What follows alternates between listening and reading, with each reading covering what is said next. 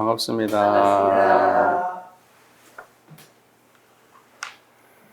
오늘 저희가 함께 공부할 정전 본문 말씀은 제14장 고락에 대한 본문입니다. 수행편 제14장 고락에 대한 본문. 일단은 고락의 설명을 먼저 한번 읽어볼까요? 1. 고락의 설명. 대범 사람이 세상에 나면 싫어하는 것과 좋아하는 것 두 가지가 있으니 하나는 고요, 둘은 즐거운 낙이라. 고에도 우연한 고가 있고 사람이 지어서 받는 고가 있으며 낙에도 우연한 낙이 있고 사람이 지어서 받는 낙이 있는 바. 고는 사람이 다 싫어하고 낙은 사람이 다 좋아하나니라. 그러나 고락의 원인을 생각하여 보는 사람은 적은지라.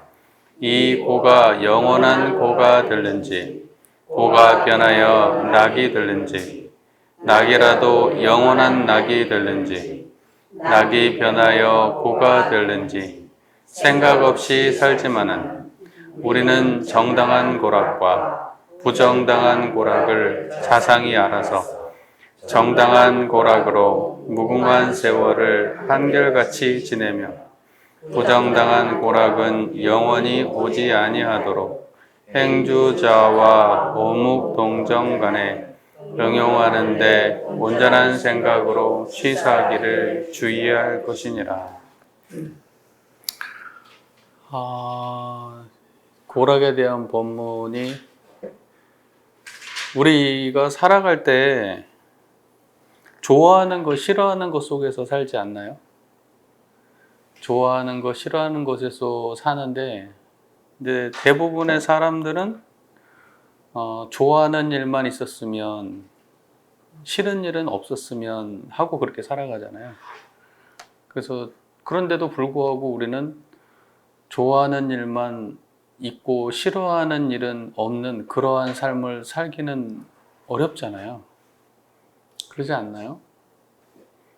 예. 그래서 대종사께서는 뭐냐면 우리가 살고 있는 이 세상을 고락으로 보는 관점을 제시하신 거예요. 고락으로. 지난번에는 강약으로 보는 관점에 대해서 말씀하셨잖아요. 또는 보은과 배은으로 보는 관점도 있는 거고, 또는 선과 악으로 보는 관점도 있는 거고, 뭐 여러 가지 보는 관점들이 있죠. 음양으로 보기도 하고, 또 뭐 진급과 간급으로 보기도 하고. 근데 이제 수많은 그 세상을 보는 안목이 있는데, 이제 그 중에 하나가 세상을 고와 락으로 보는 관점이 있을 수가 있는 거죠. 그래서 이제 이 고락에 대해서 우리가 통찰을 하면 고 속에서도 낙을 볼 수 있고 또 내가 낙을 살고 있다면 그 낙이 영원한 낙이 될 수도 있는데 근데 고락에 대한 깊이 있는 통찰이 안 되면 낙도 금방 고로 바뀌고 또 고라고 하면 또 그 고 속에서도 계속 헤매이게 되는 이제 그러한 인생을 살게 되는데 자 그러면 이제 우리가 이 고락에 대한 본문을 조금 근원에 갖다 놓고 우리가 한번 생각을 해보죠. 사실은 이 문장을 보면 대부분 다 아시는 내용이잖아요. 조금 더 근원에다 갖다 놓고 고락의 본문을 조금 살펴보시죠. 자, 세상은 고와 락이 존재한다. 하나는 괴로운 고요, 하나는 즐거운 낙이다.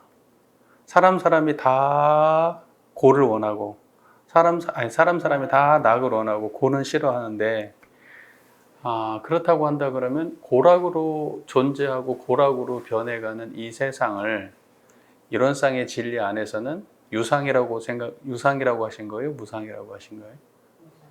그렇죠. 그러니까 고락이라고 하는 거는 말이 가진 그 의미 그대로 무상이에요. 그러면 무상이라고 하는 거의 특징은 뭘까요? 변한다는 거죠. 그러니까 고와 락은 바뀔 수 있는 거예요. 바뀔 수 있는 걸 전제하는 말이에요. 만약에 고락이라고 하는 것이 바뀔 수 없는 거를 대상으로 고락을 이야기한다면 그러면 그거는 허무맹랑한 얘기가 되는 거예요. 안 바뀌는 거 가지고 이야기한다는 거는 허무맹랑하잖아요. 여러분 여러 가지 사람들이 이야기를 많이 하는데 그 인과보응의 세계라고 하는 거는 항상 변화가 전제된 겁니다. 그러니까 우리는 이제 이렇게 얘기하면 안 되는 거예요. 원래 그래. 앞으로도 계속 그럴 거야. 이렇게 생각하는 거. 원래 그런 거는 없어요. 원래 그렇다고 얘기하면 그거는 불변한다는 얘기를 전제한 말이잖아요. 그러니까 원래 그런다는 말은 없는 거예요. 그러니까 내 경험상으로 봤을 때는 항상 변하지 않는 모습으로 보이지만 지금 그 사람이 내 눈앞에 보여진 그 모습조차도 변해와서 지금 그렇게 서 있는 거고, 반드시 상황이 닥쳐오면 상황이 어떤 상황이 닥치냐에 따라서 어떠한 과가 어떤 연을 만나냐에 따라서 분명히 또 다른 모습으로 변해가지, 안 변하는 세상에 어떤 것도 존재하지 않는다는 거죠. 그렇지 않겠어요? 그러니까는 이 고락의 법문은 이론상의 인과보응의 세계를 떠나지 않은 법문이고, 또 고락이라고 하는 거는 반드시 고락을 초월한 자리에서 나오는 고락이에요. 그거 뭐냐면 고통이 있는 사람은 고통 속에서만 사느냐? 아니에요. 고락을 초월한 자리에서 고통 속에 있는 거예요. 낙을 경험하고 있는 사람은 낙 속에만 있느냐? 그게 아니고 고락을 초월한 그 경지에서 낙 속에 살고 있는 거예요. 왜 이렇게 말할까요, 제가? 인과보응의 세계는 반드시 무엇을 떠나지 않는다? 그렇죠. 인과보응은 불생불멸의 바탕에 있고 불생불멸은 인과보응의 바탕에 있기 때문에 제가 이렇게 말씀을 드리는 거잖아요. 자, 그러면은 우리가 인과적 원리에 놓고 봤을 때 고락이라고 하는 거는 당연히 항상 변한다는 걸 전제한 것이다. 자, 됐죠?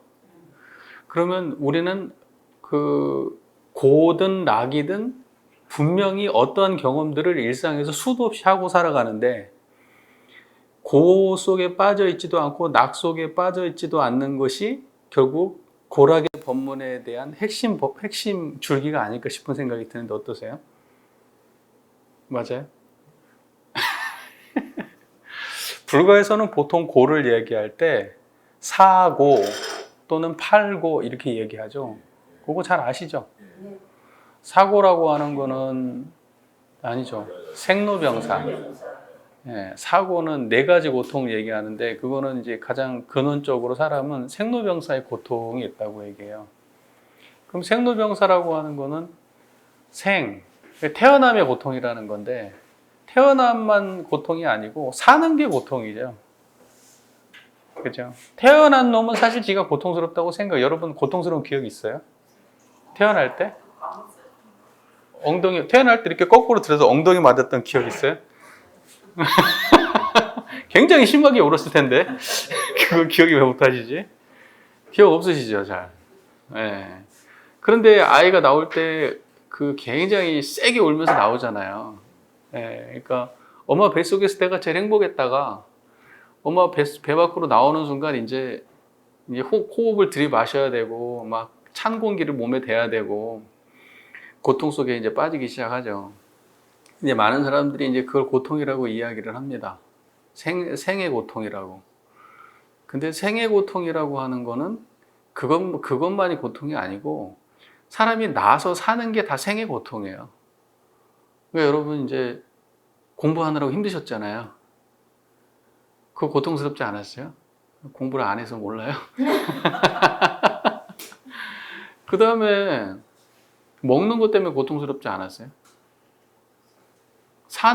생이라고 하는 게 사는 건데 먹는 것 때문에 고통스럽잖아요. 먹기 싫은 거는 안 먹고 싶고, 계속 안 먹고 싶은데 안 먹을 수도 없고, 또 먹고 싶은 거는 먹고 싶은데 계속 맛있는 것만 먹을 수는 없잖아요.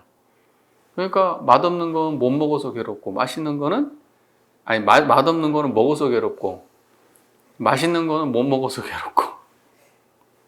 그렇게 인생 살지 않아요? 그죠? 그 다음에 이제 살다 보면은 인간관계들이 많이 얽히잖아요. 그럼 또 거기서 괴롭죠. 지나가다 걸려서 넘어지면 또 아프잖아요. 괴롭죠. 근데 오만 얘기 다 하죠, 지금.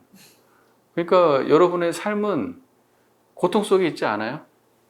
예, 그런 걸 고통이라고 해요. 근데 고통의 특징이 뭐냐면은, 고통은 그 나에게 반대에 서 있는 거잖아요.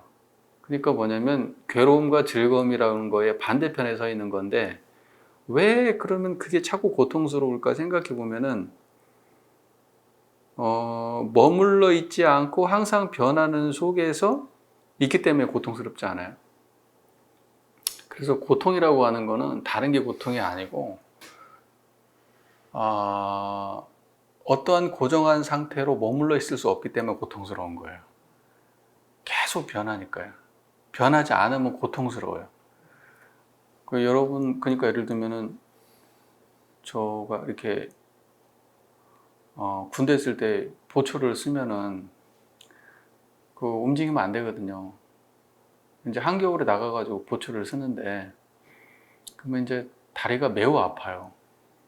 뒤꿈치도 막 엄청 아프고, 막 허리도 아프고, 어깨도 아프고, 막 엄청 아파요. 가만히 서 있는데 엄청 아파요. 그러면 가만히 서 있는 게 아파서 뛰면 어때요? 뛰면 또 아파요. 처음에는 이제 가만히 있는 게 힘드니까 움직여요. 나중에는 움직여서 또 아파요.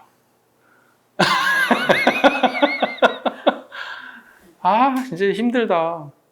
그래서 이제 좀 쉬어야 되겠다. 그래서 방에서 이제 꼼짝 않고 자야지 하고 딱 누웠어요. 근데 가만히 있으면 힘들어요, 안 힘들어요? 안 움직이고 가만히 있으면 힘들어요, 안 힘들어요?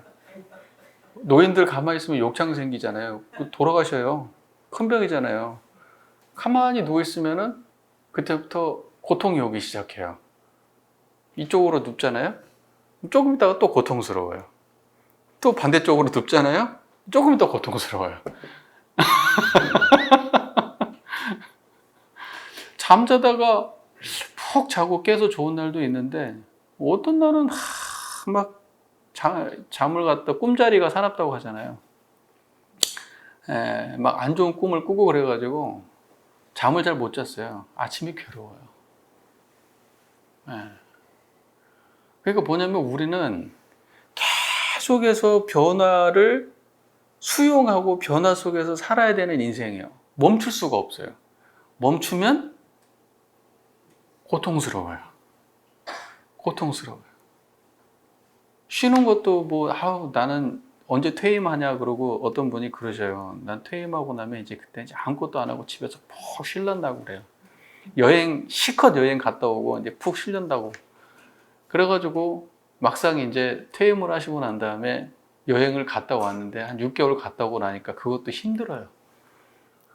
노는 것도 나이 먹고 놀란지 않아요. 그래서 이제 하는 말이 이제 노는 것도 젊어서 놀아야지 나이 먹고 못 논다. 힘들어서 못 놀겠다. 그러고 나서 이제 집에서 쉬어요. 쉬고 있으니까 어때요? 힘들죠. 힘들어. 또 괴로워. 그래서 뭐라고 얘기하시냐면은 지나가는 사람, 아침 일찍 출근하는 사람 쳐다보는데 그게 그렇게 부럽대. 그 직장 생활할 때는 그거 빨리 끝냈으면 좋겠다고 생각했는데 막상 사람들이 막 바쁘게 움직이는 거 보니까 그게 너무 부럽대. 자, 제가 드리고 싶은 말씀은 사는 게 한순간도 괴롭지 않은 순간이 없어요. 무슨 말인지 이해가 되시죠? 그러면 괴로움만 있었겠어요? 아니요. 괴로움은 왜 느낄까요? 그 전에 어떤 상태가 있었기 때문에 느끼는 거예요. 그러니까 괴로움의 전제는 뭐 해야 돼요? 고통이죠. 괴로움의 전제는 즐거움이죠. 낙이 있었으니까 고가 있는 거예요. 즐거움이 있었으니까 괴로움도 있는 거예요. 원래부터 그런 줄 알고 살 때는 안 괴로웠다니까. 내가 우리 남편하고 둘이서만 살 때는 우리 남편이 괜찮은 줄 알았어. 그런데 친구들 얘기 들어보니까 내 남편이 천하의 나쁜 놈이야.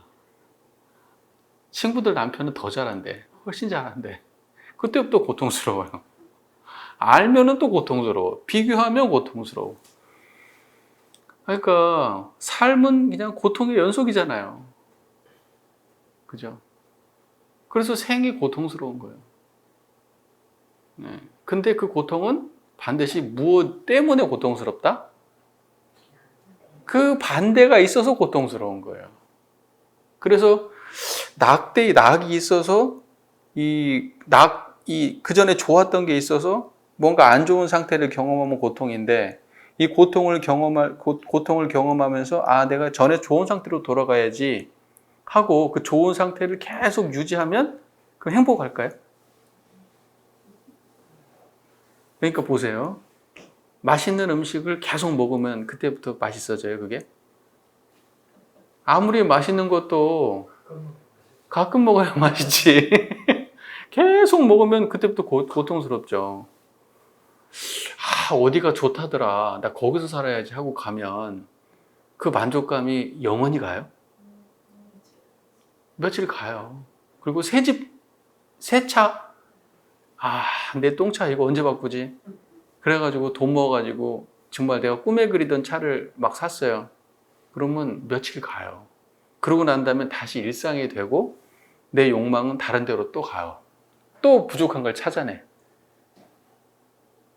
그러고 난 다음에 예전에 내가 원했던 거는 당연한 게 되고 또 다른 부족함으로 옮겨가서 거기에서 또 뽁짝뽁짝 그러면서 괴로움을 찾아내고 있는 게 우리가 하는 짓이에요. 그게 삶의 고통이라니까요. 그러니까 굉장히 좀 강렬한 통찰이죠. 그 대동사님은 그래서 뭐라 그랬습니까? 파란 고해. 인생이 고통의 바다야. 올라오는 것만 고통이 아니고, 올라오는 것이 그 즐거움이 아니고, 올라오는 것도 고통이고, 내려가는 것이 고통이 아니고, 내려가는 것이 그 고통이 아니고, 거기도 즐거움이 있고, 그래서 고락이 왔다 갔다 하는 그런 인생 속에 사는 거야. 그러니까 고락이 왔다 갔다 하는 인생을 고해라고 하는 거예요.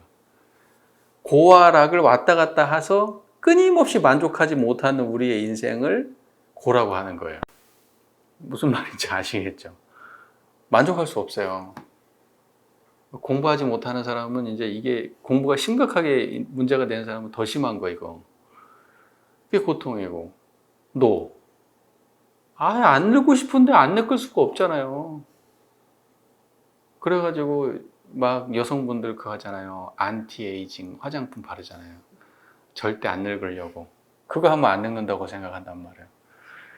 어떤 분을 만나는데 그분이 이게 연세가 상당히 있으신데 피부가 너무 좋아요. 그래서 이거 피부 나이로 따지면 막 너무 젊으셔가지고 피부가 너무 좋으신데요. 하나도 안 늙으신 것 같아요. 그랬더니 속은 다 썩었어요. 이렇게 얘기하시더라고요. 겉에만 그렇게 보이지 속은 다 썩었다고 그러세요. 그러니까 결과적으로 인간은 늙어요. 늙는다는 거는 고통이에요. 고통이란 말이죠.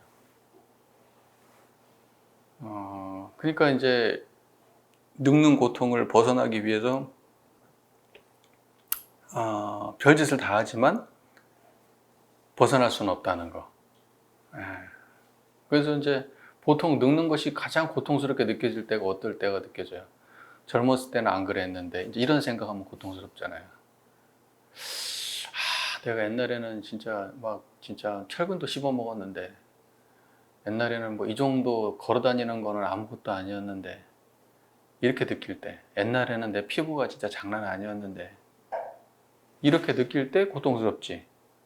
그냥 그 상태를 받아들이면은 특별히 고통스러울 것도 없어요. 벗어나려고 발버둥 치니까 고통스러운 거예요. 근데 우리는 이미 벗어날 수 없는 상황인 줄을 알면서도 조금이라도 벗어나 보겠다고 아둥바둥 하면서 살아가는 거예요. 이게 고통이란 말이죠. 중생 사는 게. 그 다음에 이제 병들어요. 늙어서만 병드는 게 아니고 젊어서도 병들죠. 어떤 사람은 태어날 때부터 병들어요. 또 자연적으로 병들기도 하는데 사고 나서 병들기도 하잖아요.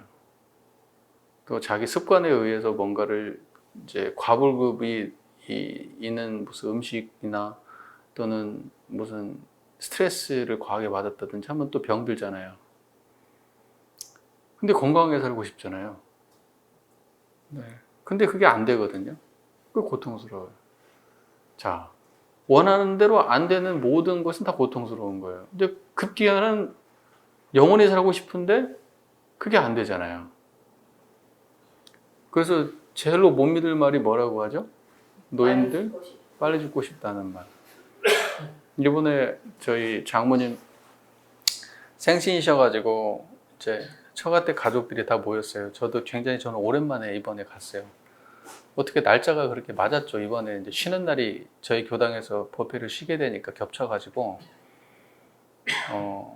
그래서 이번에 이제 가족들 모이는데 갔더니 이제 웬일로 왔냐는 거지.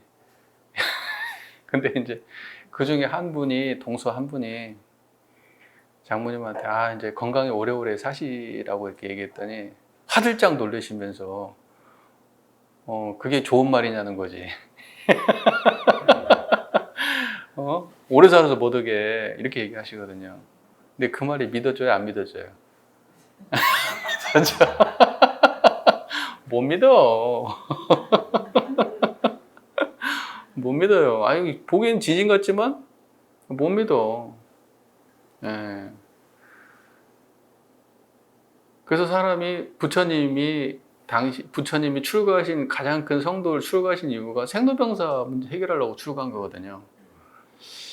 근데 이제 결과적으로 부처님은 생로병사 문제를 안 태어나고 병 안 들고 안 태어나고 그 다음에 안 늙고 병 안 아프고 안 죽고 요 문제를 해결하신 거예요. 근데 실제 해결하셨어요? 못 하셨어요? 해결도 못 했는데 지금 우리가 부처님으로 모신다는 게 말이 되는 거예요? 사실 이 문제 생로병사 문제를 해결하려고 출가를 하셔가지고 생로병사 해결을 못 했어요. 왜? 당신도 이제 생은 모르겠어. 다음 생에 태어나는지 모르겠으나 살면서 아파가지고 돌아가셨어요. 병들어서.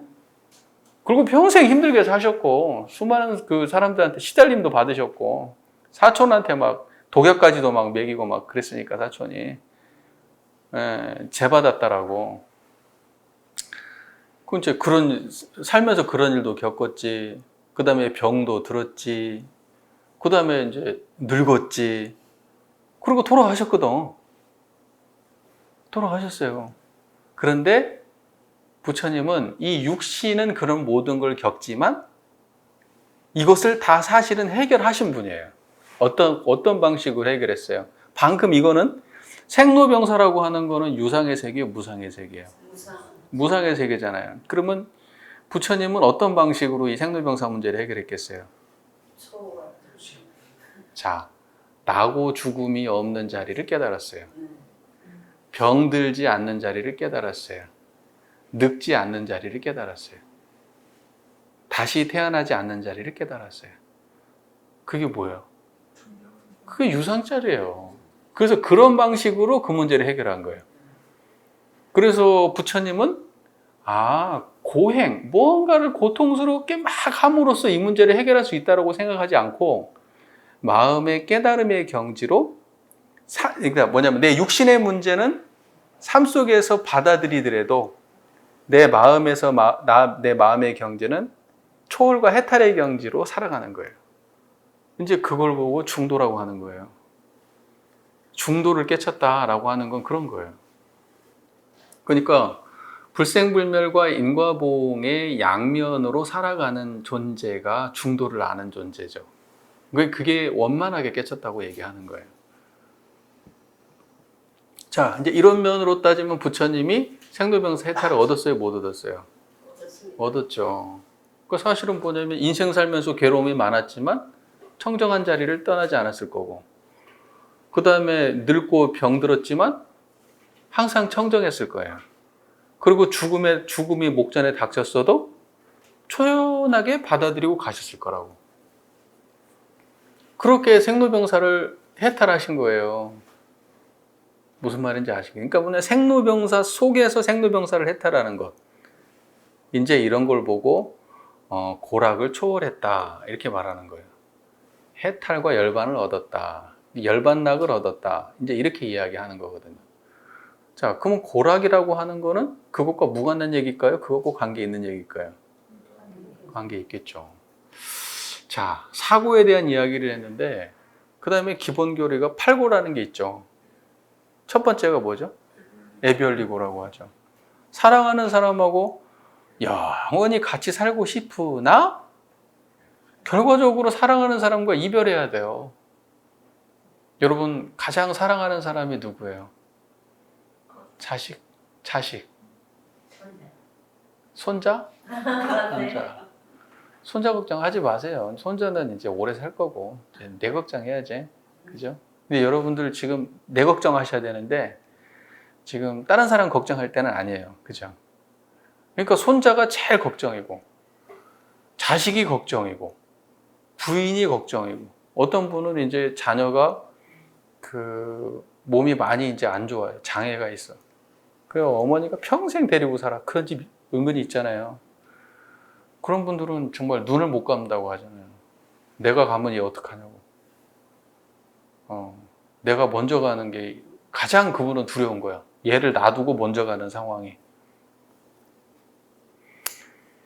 그러니까 뭐냐면은 사랑하는 사람과 영원히 함께 할 수 없고 헤어지는 그 고통. 이제 뭐 아무리 지금 이제 부부 사이가 좋다 그래도 결국 헤어지십니다. 예. 근데 그것이 두렵지 않으세요? 그때의 고통이 더 클까? 어떤 고통이 나에게 올까? 이런 고민 안 하세요? 공부하셔야 돼요. 공부를 안 하면 어떻게 되지? 항상 사람들한테 하는 말이 그거거든요. 공부를 안 하면 부부관계가 너무 좋은데 또는 자녀를 너무 사랑하고 그래서 너무 애착관계가 아주 끈끈하게 얽혀 있는데 그런데 둘 중에 한 분이 돌아가시게 되면 어떤 현상이 벌어져요? 살아있는 사람은 고통이 사랑했던 만큼 크겠죠. 사랑했던 만큼 클 거 아니에요, 고통이. 그러면 그 고통이 어떻게 되느냐면은 이 떠난 사람은 살아있는 사람과 어떤 관계를 맺어지게 되냐면 좋았는데 떠나면서 나에게 고통을 준 사람이 돼버려요. 그러면 사랑했던 사람이 나중엔 어떤 인연으로 헤어질 때는 어떤 인연이 됐어요? 고통을 준 악연이 돼버려요. 그래서 대종사께서 우리 천도에서는 뭘 버리라고 말해요? 애착. 네. 애착을 내려놓으라고 얘기하잖아요. 그거 가장 중요한 그 영가가 해야 될 가장 중요한 게 애착 담착이거든요. 그 착심을 내려놓고 어디에 의지해라? 청정일념에 의지해라. 이렇게 말하잖아요. 그러니까는 생각을 해보세요. 사랑하는 사람하고 영원히 좋은 관계를 맺으려면 사랑하지 말라는 게 아니라 사랑하면서 초월해 있어야 된단 말이에요. 아까 말했잖아요. 그죠? 생로병사를 살아가지만 생로병사를 초월해 있어야 돼. 생로병사의 해탈을 얻어서 생로병사를 살아가야 되는 거예요. 사랑하지만 사랑으로부터 해탈을 얻은 심경으로 사랑하셔야 된다고. 자녀도 예뻐하고 손자, 손녀도 다 예뻐하고 다 소중하게 여기고 끔찍하고 그런 다 좋은데 청정한 자리에서 하셔야 된다고. 안 그러면 어떻게 되겠어요? 자, 문제는 여기서 끝나는 게 아니에요. 나는 그렇게 갈 수 있어요. 나는. 내가 이제 떠날 때가 됐어. 이제는 내가 미련 없이 많이 사랑했다. 소중했다. 그리고 빠이빠이 하고 나는 갈 수 있어. 왜? 나는 공부했으니까. 근데 문제는 누구예요? 남은 사람들이 공부가 안 됐잖아. 남은 사람들이 공부가 안 됐잖아요. 그래서 문제예요. 그래서 공부는 같이 해야 되는 거라고. 그럼 제가 이런 얘기를 교도님들만 할까요? 아니면 제가 우리 가족들한테도 할까요? 애들한테는 안 해요. 의미가 없어요. 관심도 없고. 저놈들한테 언젠간 얘기할 날이 있겠지만 정토한테는 제가 몇 번에 걸쳐서 그 얘기를 했어요. 공부 안 하면은 나중에 악연 된다. 우리가 세세생생 상생의 인연으로 만나고 또 계속해서 좋은 인연으로 끝까지 만나려고 하면은 공부해야 된다. 근데 내가 우리 정토를 보면 걱정이 되는 게, 이 사람 공부 안 하면 힘들 것 같은 느낌이 내가 들어. 저는 잘 갈 것 같은데, 이 사람은 좀 힘들 것 같아. 잘할 거야? 하긴 한번 가고 나면 뭐, 빠이빠이지 뭐. 3개월 가나? 금방 또 익숙해지겠지. 자, 어쨌든 가는 사람도 보내는 사람도 청정해야 돼요. 그래야지 그 문제가 되는 건데, 여하튼 대부분의 중생들은 고통 속에 사는 게 사랑하는 사람들하고 헤어져서 만날 수 없어서 고통스러워요. 만나면 결국 헤어져야 되니까. 결과적으로는 헤어져야 되거든요. 내가 평생을 같이 살았어도 끝내는 헤어져야 되거든요. 그게 고통스럽다는 거고, 그 다음에 이제 원정 회고라는 게 있잖아요. 원수 만나는 거예요. 원수 만나는 게 얼마나 괴로워요. 그래서 항상 사람들하고 어떤 관계를 맺을 때 제가 참 그런 실수를 많이 하는데 여러분들도 그러지 않을까 몰라요. 사람들을 안 맞는 사람들하고 그 관계를 정리할 때 그 악이 받치도록 안 좋은 관계를 만들면 안 돼요. 그러니까 서로 안 맞고 싫어할 수는 있지만 정말 언제 만나면 해코지하고 싶은 마음이 날 정도로 안 좋은 관계는 만들면 안 돼요. 무슨 말인지 이해가 되시죠? 그러니까 내가 저 사람에 대해서 일방적으로 욕하는 게 약간 찔릴 정도의 관계를 끝내는 게 좋아요. 내가 저 사람한테 일방적으로 욕해도 되나? 그건 좀 아니지. 내 양심에 봐도. 내 잘못도 있지. 하는 정도 수준의 관계로 인연을 정리하는 게 좋지. 일방적으로 저놈은, 내가 진짜 언제 만나면 너 뒤통수를 내가 진짜 어떻게 그냥 하더라도 내 밤길에 너 조심해라. 막. 뒤통수 조심해라. 그러한 인연으로 마무리를 치면요. 다음에 만나는 게 너무 괴로워요. 근데 재미난 거는 원수는 외나무다리에서 만난다고 꼭 만나요. 만날 일이 생겨. 인연관계가 얼마나 멀리 있는 게 아니잖아요.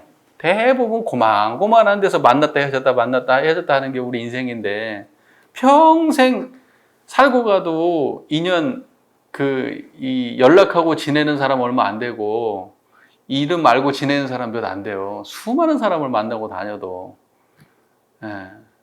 정말 그래요. 그런데 결과적으로는 그렇게 아주 안 좋게 헤어지면 또 만나게 되거든요. 근데 그 안 좋은 사람 만날 때 그 고통 이루 말할 수가 없잖아요. 얼마나 고통스러워요. 웃어야 돼? 괜찮은 척 해야 돼? 아니면 짜증을 낼까? 아니면 그냥 모른 체 할까? 아니면 도망갈까? 아니면 저쪽에서 보이면 내가 숨을까?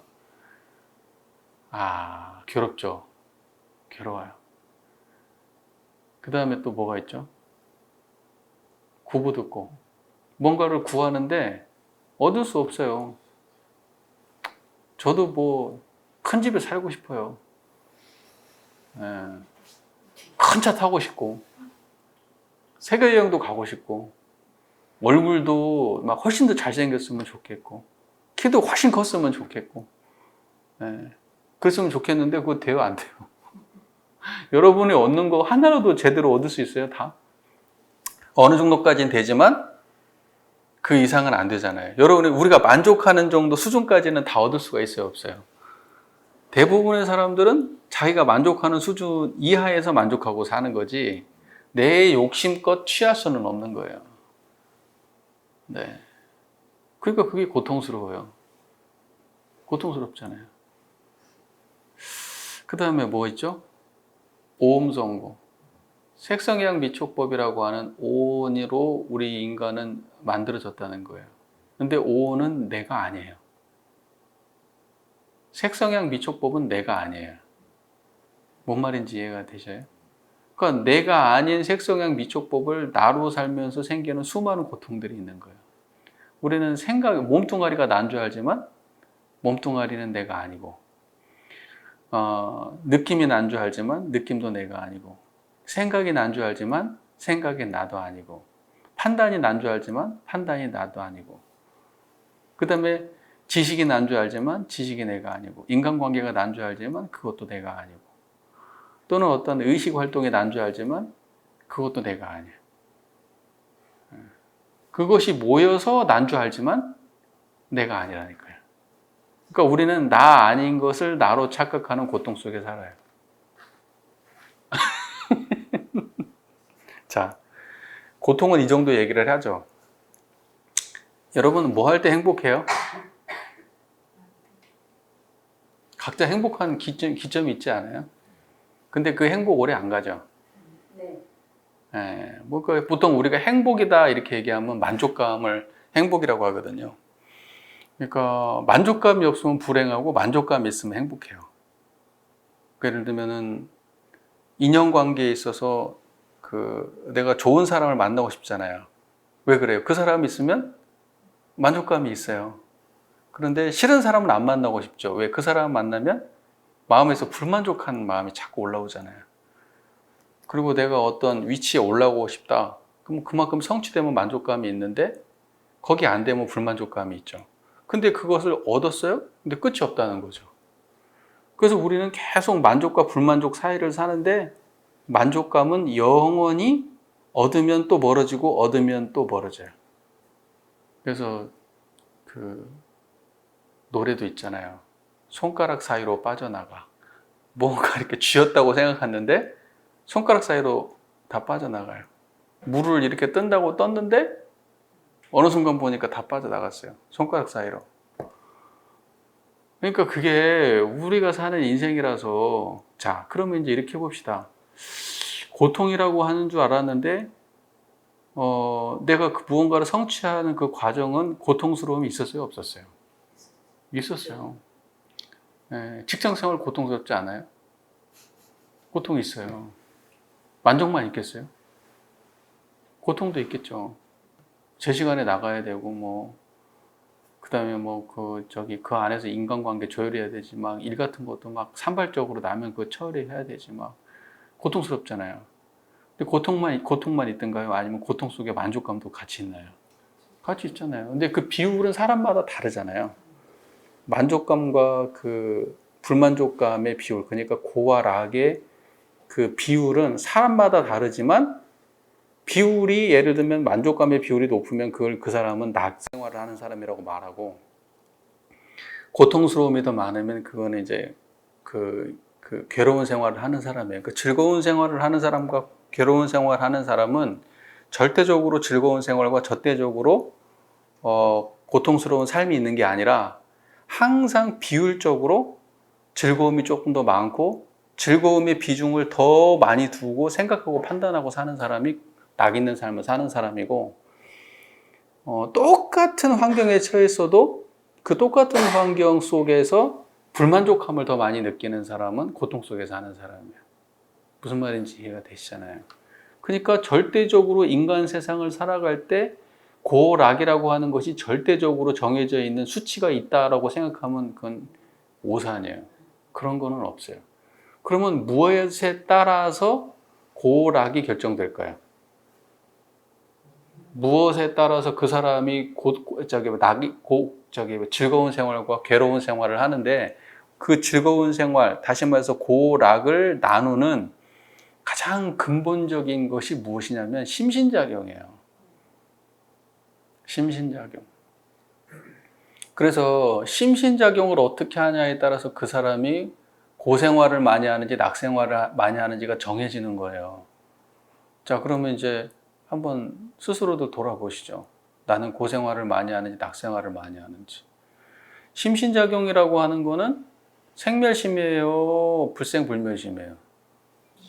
생멸심이잖아요. 이런 쌍선문에서는 심신작용을 유상이라고 그랬어요? 무상이라고 그랬어요? 무상이라고 그랬잖아요. 그러니까 그 무상함을 느끼고, 모든 사람이 무상함을 느끼는데 그 무상함을 어떻게 느끼는지는 사람마다 다 다른 거예요. 그래서 무상인 거예요. 그래서 어떤 사람은 똑같은 환경에서 고통스럽고 어떤 사람은 똑같은 환경에서 그보다 훨씬 나아요. 그러니까 주어진 조건이 똑같아도 그렇게 다르다고 하는 거는 그건 철저하게 그거는 심신작용의 문제이지 물리적인 문제가 아니란 말이에요. 어떤 사람은 몸이 안 좋은데 항상 웃고요. 어떤 사람은 건강해도 항상 표정이 일그러져 있어요. 어떤 사람은 돈을 아주 많이 버는데도 얼굴에 근심이 가득하고, 어떤 사람은 저 사람이 저렇게 즐거우면 안 되는 사람 같은데 항상 사람 만나면 즐겁고 유쾌하고. 무슨 말인지 이해가 되죠? 뭐 그런다고 우리가 뭐 가난하게 살아라, 뭐 그렇게 살아라는 의미는 아니에요. 그러니까 주어진 것과 그 사람의 행불행의 문제는 직접적 연관이 있는 건 아니라는 말씀을 드리고 싶어서 하는 말이에요. 심신작용이 핵심이에요. 어떻게 상황을 바라보고 어떻게 판단하고 생각이 어떤 식으로 흘러가는지, 그게 그 사람의 행불행을 결정하는 거지 다른 게 아니다. 자, 이런 얘기를 하고 싶은 거예요. 자, 뻔한 얘기 같죠? 네, 뻔한 얘기 맞습니다. 자, 그래서 이렇게 말씀하셨어요. 사람이 세상에 나면 싫어하는 것과 좋아하는 것 두 가지가 있다. 자, 우리는 그 속에서 살아간다는 걸 이해해야 돼요. 싫어하는 것과 좋아하는 것 두 가지. 싫어하면은 지옥 생활이고, 좋아하는 게 많으면 천국 생활이겠죠. 극락 생활이겠죠. 그죠? 자, 두 가지가 있어요. 하나는 괴고, 하나는 고고, 둘은 즐거운 낙이다. 근데 이제 그 다음 문장 한번 보죠. 고에도 우연한 고가 있고 지어서 받는 고가 있으면 낙에도 우연한 낙이 있고 지어서 받는 낙이 있다. 자, 고락은 자기가 지어서 받는 고락이 있고 자기가 지어서 받지 않고 우연한 고락이 있다. 이렇게 들리시죠? 근데 요거를 그러면 인과에 속하지 않는 세상이 있다. 우연이 있다. 이렇게 해결하는 게 맞아요? 그거는 아닌 것 같죠?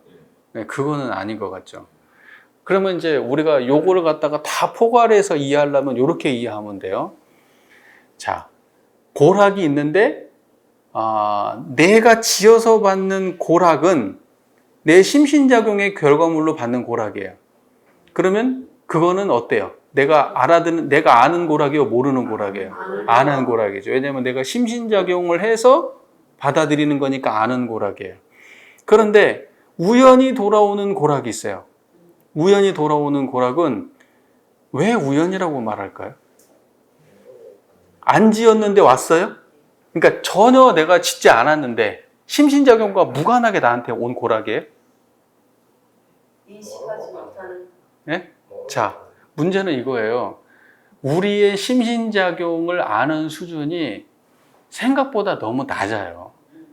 중생은 자기의 심신작용을 통찰하는 수준이 매우 낮아서 중생이에요. 그리고 왜 부처는 부처냐? 심신작용을 통찰하는 수준이 매우 깊어요. 그래서 부처예요. 그게 중생과 부처의 수준의 차이예요. 결과적으로 자기의 심신작용을 얼마나 면밀하게 볼 수 있느냐에 따라서 우연이 존재하느냐, 우연이 없다고 믿느냐의 차이예요. 그래서 공부가 깊은 사람은 우연이 없어. 다 인과의 세계밖에 없는 거야. 다 우리의 심신작용의 결과물이야. 이렇게 얘기하는 사람은 그 통찰이 깊은 사람이에요. 그런데 통찰이 얕은 사람은 이거는 운명이지. 이건 하늘이 하는 거지. 이거는 우연이고, 이건 재수 없는 거고, 이렇게 얘기하는 거예요. 그거는 왜 그래요? 심신작용에 대한 깊이 있는 통찰이 안 돼서 그러는 거예요.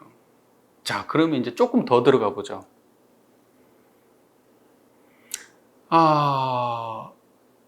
갑자기 지나가다가요. 나는 신호등을 잘 지켰는데 옆에서 누가 차가 와서 나를 받아서 내가 죽었어요. 나는 신호등을 잘 지켰어요. 무슨 말인지 아시겠죠? 딱 원래 서 있어야 될 자리에 서 있었어. 그런데 마주오는 차가 음주운전을 했어요. 그래가지고 나를 받쳤어. 그래서 내가 죽었어요. 자, 요거는 우연 아니에요? 사고잖아요, 사고. 사고를 어떻게 인과적으로 말을 해요? 이거 우연이라고 말해야 되지 않나요? 자, 그럼 그걸 우연이라고 말한다면 그러면 인과가 또 적용이 안 되는 게 돼버려요? 그러면은 우리는 이제 이렇게 나가는 거예요. 사건이 발생했어요. 사건이 발생하고 나면 그 다음에는 무엇이 작용하나요? 심신작용이 작동하죠. 사건이 발생함과 동시에 무엇이 있어요? 심신작용이 있죠. 그때의 심신작용은 고와 락으로 나뉜다고, 간단하게 정리해서 고락으로 나뉜다고 칩시다. 그 상황을 고로 받아들일지 낙으로 받아들일지 판단은 누가 해요? 내가 그러니까 상황은 벌어졌으나 고락은 누가 만들어요? 내가 이제 이렇게 되는 거예요, 상황이. 무슨 말인지 이해가 되셨어요? 상황은 벌어져요. 근데 사람들은 이거를 인과를 어떻게 바라보냐면 물리적 현상을 인과로 바라봐요. 물리적 현상을. 그러니까 저 사람하고 나하고 전생에 악연이 맺혔었어. 뭐 어떤 거였냐면 지나가다가 예를 들면 이 가정이에요. 지나가다가 이 길거리에 돌멩이 갖다 탁 넘어졌어요. 기분이 나빠가지고 이놈 기분 나빠 돌멩이를 갖다 확 집어가지고 확 던졌어. 그런데 저쪽에서 일하고 있는 사람 뒤통수 맞아서 죽어버렸네. 근데 자기도 몰랐어. 자기도 몰랐어요. 죽은지 어쩌는지. 돌을 멀리 던져가지고. 그러고 나서 한참 지나고 다음 생이 됐는데 돌 맞아 죽은 사람이 음주운전한 사람이야. 그래가지고 이 생에 가만히 있는 나를 받아 죽였어. 예를 들면 이렇게 해석을 했다 칩시다. 과거에는 이런 식으로 인과를 해석했어요. 맞죠? 네. 뭐 멧돼지하고 네. 포수 얘기 나오죠? 네. 네. 이 전생에 반대였어. 전생에 반대여서 내가 멧돼지를 갖다 잡아 죽였어. 전생에. 다음 생에는 반대가 돼가지고 내가 쫓기고 멧돼지가 사람으로 태어나서 나를 잡으러 와. 예를 들면 그렇게 됐다. 아니 그러니까 그렇게 인과를 해석하는 시대는 이제 지났죠. 아이가 태어났는데 그 아이가 몸이 심각한 문제가 있어. 장애를 가지고 태어났어. 그러면 전생에 제가 살생을 엄청 많이 해가지고 지금 저 아이가 저렇게 과보를 받는구나라고 해석을 하면 돼요, 안 돼요? 안 돼요. 그럼 그거 듣는 사람은 완전히 진짜로 심각한 폭력이에요, 그게. 그 불 붙은 집에 기름 붓는 격이에요. 사고로 돌아가신 분한테도 전생에 이런 일이 있어가지고 바쳤으니까, 옛날 거 빚값 봤다고 생각해. 이렇게 이야기하면 돼요? 안 되지. 그렇게 얘기하면 안 되지. 그런 식의 인과적 해석은 이미 오랜 시간에 지나갔어요. 그럼 앞으로는 어떻게 인과를 봐야 되냐?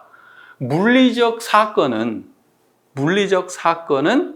반드시 1대1 인과관계에서만 발생하는 게 아니에요.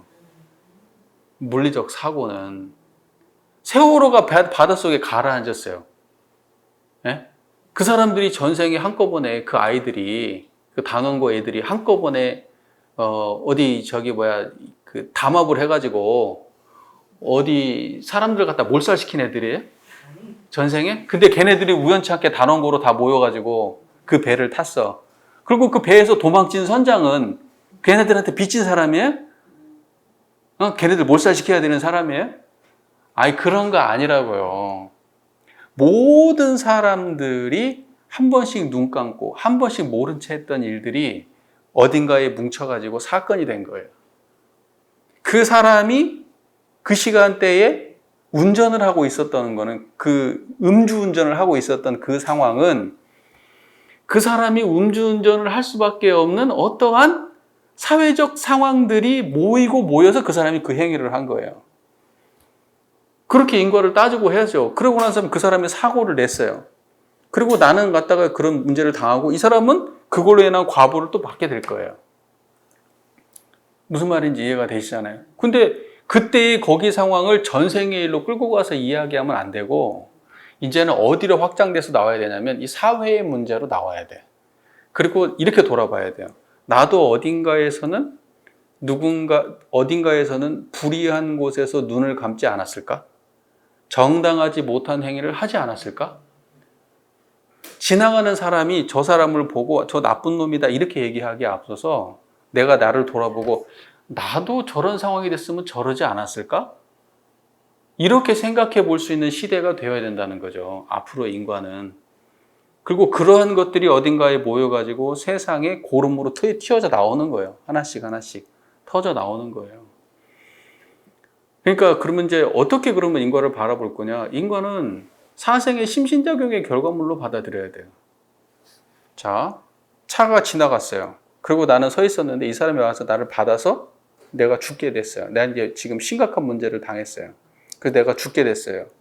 그러면 이 사람은 어떤 마음을 품어야 될까요? 이 사고받은 넌 술 처먹고 운전하는 나쁜 놈 이렇게 생각을 해야 돼? 아니지. 사고를 당했다. 이제 내가 어떠한 마음으로 이 상황을 받아들일까? 이제 이렇게 나가야 되는 거예요. 그 사람들은 이걸 궁금해 하거든요. 전생에 무슨 죄를 지어서 어떤 일을 지어서 저 사람은 부자가 되고 나는 가난했는가? 이러한 수많은 사람들의 문제를 전생의 문제로 자꾸 넘겨요. 왜냐하면 이 생에서는 해결이 안 되니까. 전생에 자꾸 과제로 넘겨요. 그러면 전생은 누가 알아요? 전생을 왜 전생으로 과제로 넘겨요? 전생은 알 수 없는 곳이니까 넘기는 거예요. 전생을 알 수 있는 거라고 하면 누가 거기다 넘겨요?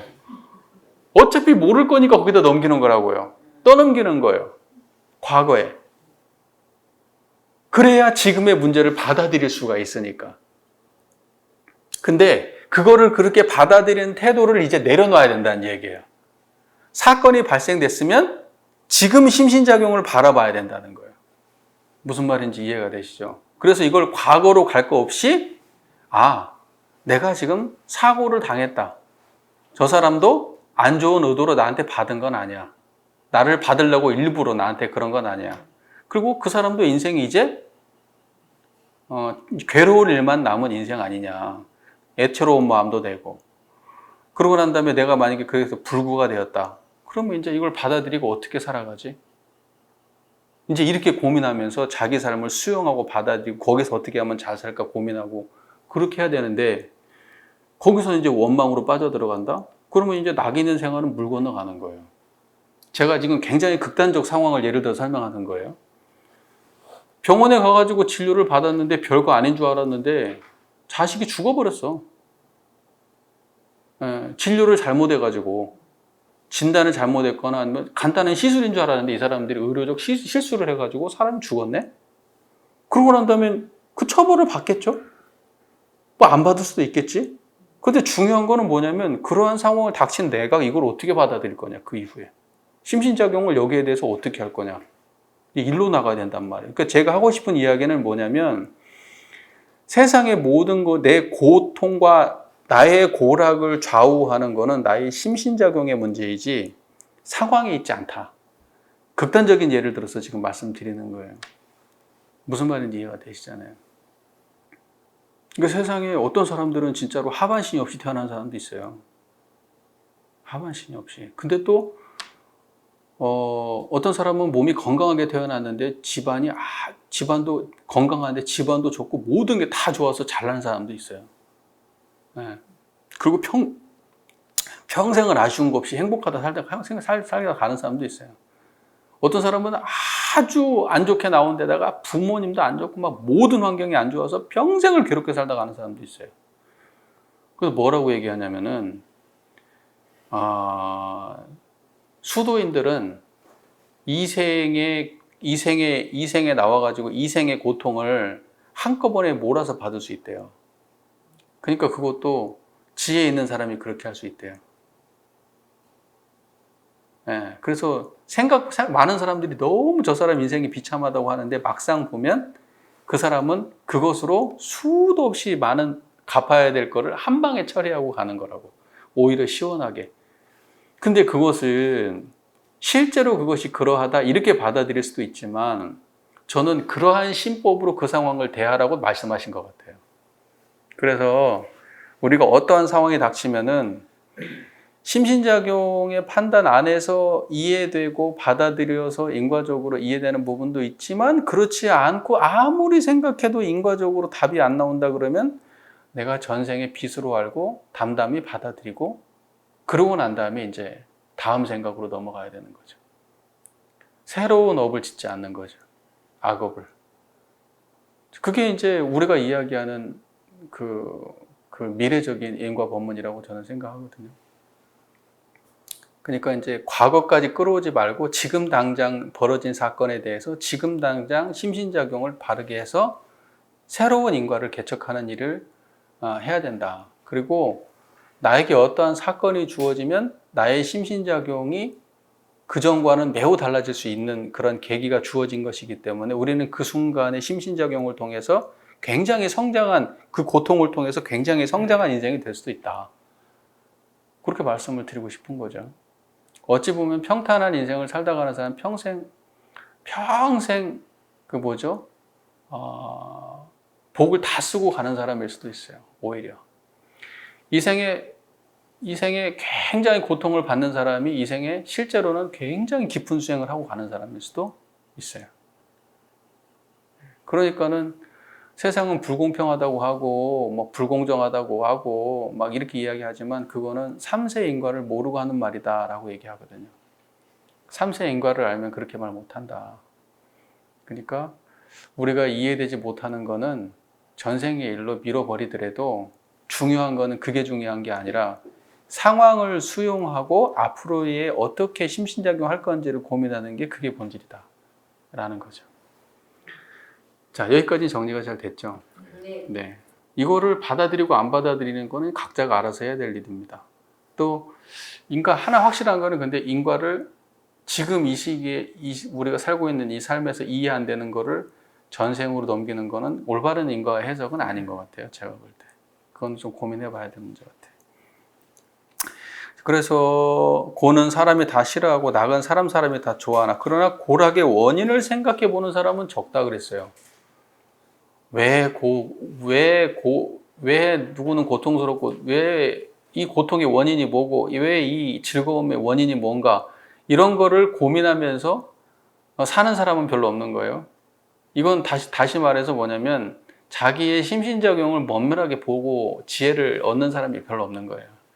그러니까 무엇이 닥쳐오면 그냥 닥쳐오는 거대로 그냥 거기에 그냥 아무런 생각 없이 그냥 받아들이고 사는 거예요.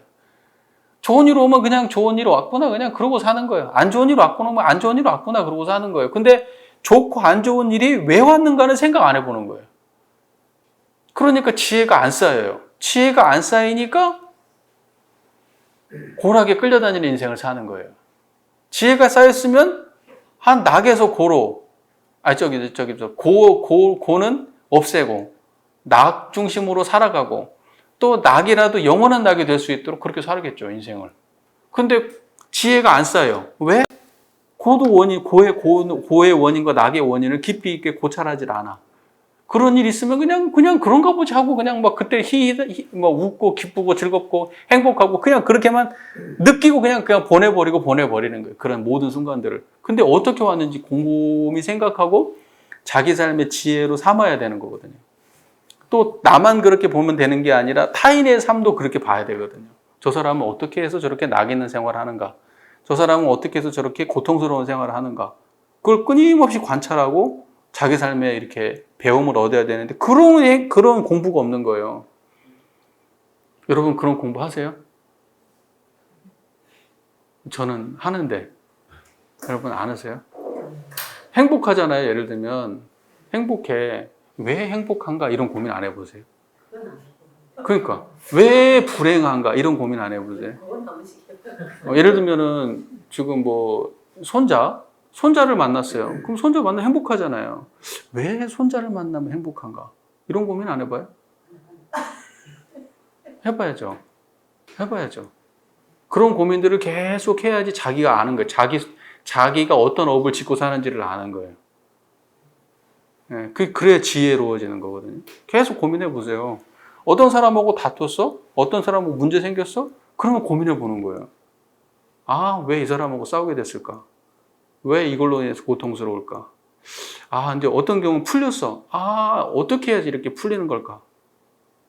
그리고 안 좋았는데 더 좋아졌어. 아, 어떻게 하니까 이렇게 더 좋아졌을까? 그런 걸 끊임없이 공부 삼아서 해야 되는 거예요. 근데 그런 걸 안 하니까 지혜가 안 생기니까 고락의 노예로 사는 거예요. 고통스러울 때는 고민하시죠? 네. 근데 행복한 건 고민 안 하잖아요. 행복한 것도 고민해 봐야죠. 왜 행복한 건지. 그 둘 다를 공부로 삼아야 되는데 맨날 고통만 공부로 삼고 행복은 공부로 안 삼잖아. 당연히 와야 되는 걸로 생각하고. 어떻게 하면 고통을 벗어날지 그것만 관심이 있지. 행복은 어떻게 하면 얻을 수 있지 이건 공부를 안 해. 어떻게 하면 이걸 유지할까 이런 공부를 안 해요. 그런 걸 해야 되거든요. 자, 그래서 고락의 원인을 생각해 보는 사람은 적다. 없다는 건 아니고 적어요. 자, 그 다음에 이 고가 영원한 고가 되는지 고가 변화의 낙이 되는지 낙이라도 영원한 낙이 되는지 낙이 변화의 고가 되는지 생각 없이 다만 살지만은 우리는 정당한 고락과 부정당한 고락을 자상히 알아서 정당한 고락과 무궁한 세월을 한결같이 지내며 부정당한 고락은 영원히 오지 아니하도록. 자, 그러니까 고락의 법문에서 가장 핵심 단어 하나를 꼽으라면 저는 정당한 고락을 꼽고 싶어요. 정당한 고락. 부정당한 고락은 안 돼요.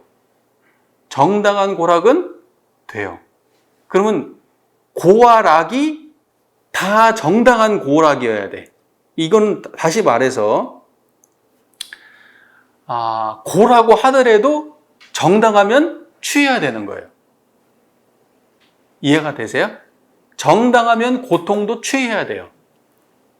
그리고 정당하지 못하면 그것이 행복이라 하더라도 낙이라고 하더라도 취하면 안 돼요. 이해가 되시죠? 정당한 고락이에요. 그 다음에 그러니까 뭐냐면 정당한 고통, 정당한 낙은 취해도 되는 거지만 부정당한 고통은 버려야 되고 그 다음에 부정당한 낙도 버려야 돼요. 이 무슨 말인지 이해가 되세요? 네. 이게 가장 핵심이에요. 그러면 고락이라고 하는 것이 절대적 기준이 있다는 게 없다는 거예요. 정당한 고락이 있다는 거예요. 정당한. 그리고 부정당한 고락이 있다는 거예요. 그러니까 고락이라고 하는 거는 우리가 취사해야 되는 부분이지 무조건 낙은 좋은 거고 고는 싫은 거니까 이게 아니라는 거예요. 자, 단순하게 정리해서 이런 거예요. 내가 좋은 대학 가고 싶어요. 그럼 고통을 감수해야 돼요. 내가 운동을 해가지고 올림픽에 나가서 금메달을 따고 싶어요. 그러면 고통을 감수해야 돼요. 낙을 포기해야 돼요. 고통은 감수하고 낙을 포기해야 돼요. 그렇지 않으면 그걸 이룰 수가 없어요. 무슨 말인지 아시죠? 그거를 보고 그거는 뭐라고 얘기할 수 있냐면 정당한 고락을 수용했다 이렇게 말할 수 있는 거예요. 자, 부정당한 고락은 뭐예요? 내가 저 사람 조금만 속이면 일확천금을 얻을 수 있어. 별로 어려운 일도 아니야. 저놈은 바보거든. 돈은 많은 바보. 나를 맹신하고 있거든. 내가 조금만 속이면 나는 돈을 많이 벌 수 있어. 그리고 평생 떵떵거리며 살 거야. 자, 그러면 그걸 그렇게 해야 돼요? 아니지. 그건 부정당한 거니까. 부정당한 낙이니까 부정당한 낙은 취하면 안 되는 거죠. 자, 그 다음에 사랑하는 사람이 있어. 그 사랑하는 사람에 대해서 사랑해야지. 아껴야죠. 사랑한다는 말은 아낀다는 말이잖아요. 아끼는 거예요. 아끼는 걸 사랑한다고 하거든요. 아껴야죠. 그런데 그것이 조금 과해가지고 너무 많이 아껴. 그래서 모든 걸 부모가 다 해줘. 그러면 어떻게 될까요? 그거는 뭐냐면 내가 그 아이한테 해주고자 하는 것이 그 아이가 안 된다고 이야기하는 건 나한테 고통스러운 일이잖아요. 그 아이가 원하는 걸 해주고 웃는 거 보는 건 나한테 즐거운 일이잖아요. 그러니까 내가 즐거운 일을 계속 함으로써 그 아이가 자력이 없는 아이가 된다면 나는 내 고통을 감수하고라도 그런 행위를 하지 않을 마음을 내야 되는데 그렇게 못하면 어떻게 돼요? 그러면 자녀를 베리게 되는 거예요. 그러니까 그거는 정당하지 못한 고락을 취한 게 되는 거예요. 그러니까 우리는 그런 삶 속에서 살아가지 않나요? 그런 삶 속에서 살아가잖아요. 그러니까는 사람들이 그것이 중도가 안 맞아가지고 문제가 심각해지는 거 아니에요. 개 잘못 키우면 어떻게 돼요? 문제개가 되잖아요. 주인도 물고 막 아주 그냥 이상한 개가 되는데 그 개가 그렇게 될 때는 어떤 말이냐면 너무 그 아이하고 놀고 사랑하고 먹이고 하는 걸 좋아하니까 걔 뜻대로 다 받아주다 보니까 나중에 걔가 사람 위에 올라가가지고 통제할 수가 없게 되니까 나중에는 어떤 현상이 벌어져요. 걔를 나중에는 관리가 안 돼가지고 안락사 시키는 지경까지 가잖아요.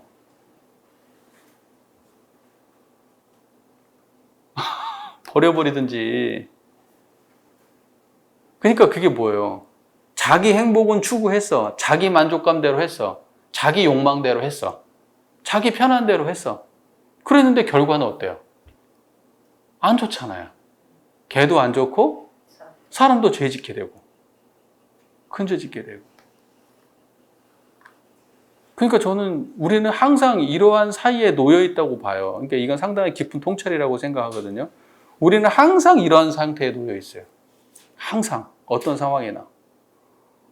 예를 들면 우리 교당에서도 어떤 상황이 발생됐어요. 교도님께 이렇게 말씀을 드려야만 돼요. 근데 그렇게 말을 하면 교도님이 삐질 것 같아.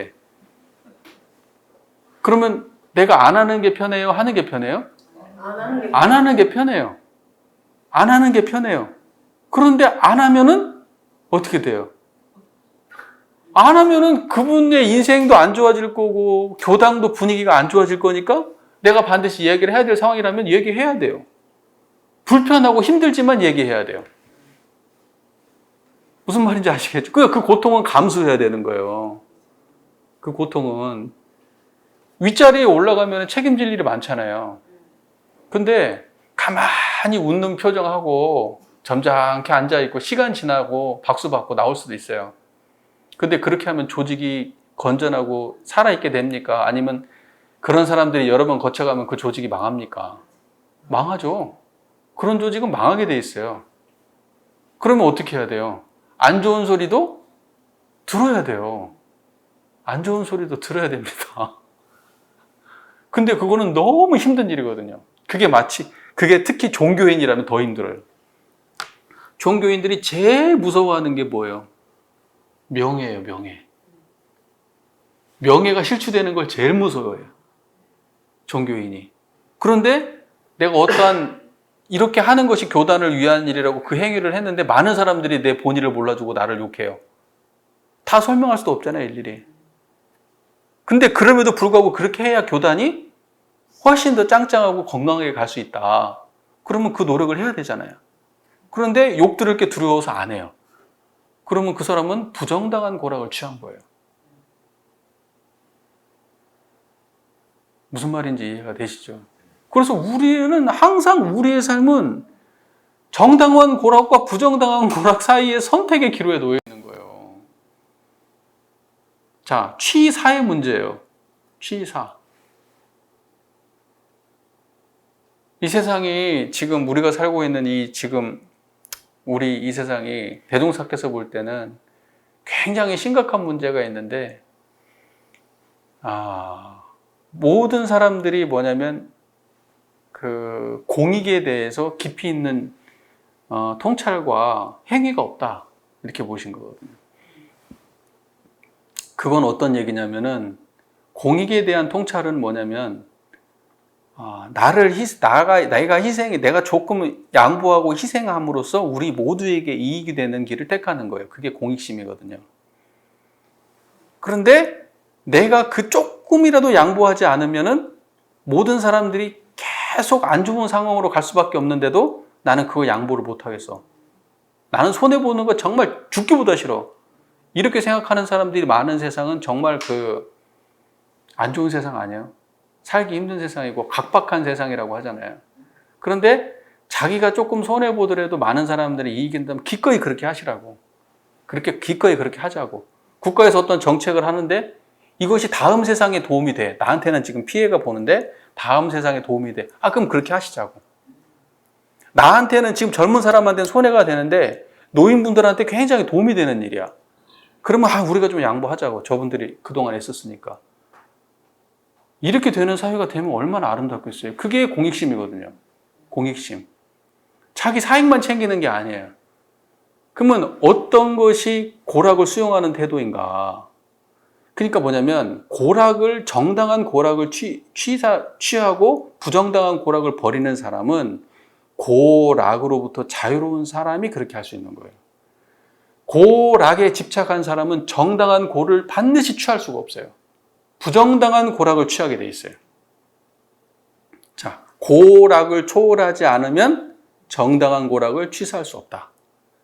이게 고락의 법문의 아주 핵심이에요. 자, 그러면 고락을 어떻게 하면 초월할 수 있는가? 청정해야죠.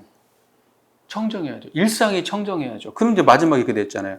행주자와 어묵동정. 행주자와 어묵동정은 우리의 일상생활을 말하는 거예요. 일상생활을 다르게 표현하면 행주자와 어묵동정이에요. 그러니까 일상생활하는 가운데 응용하는데 온전한 생각으로 취사하기를 주의해라 이렇게 말씀하셨어요. 그러니까 행주자와 어묵동정, 우리의 모든 일거수일투족 일상을 살아가는 모든 순간에 특별한 일이 있을 때만 하는 게 아니고 행이라는 건 그냥 뭐 다니는 거 아니에요?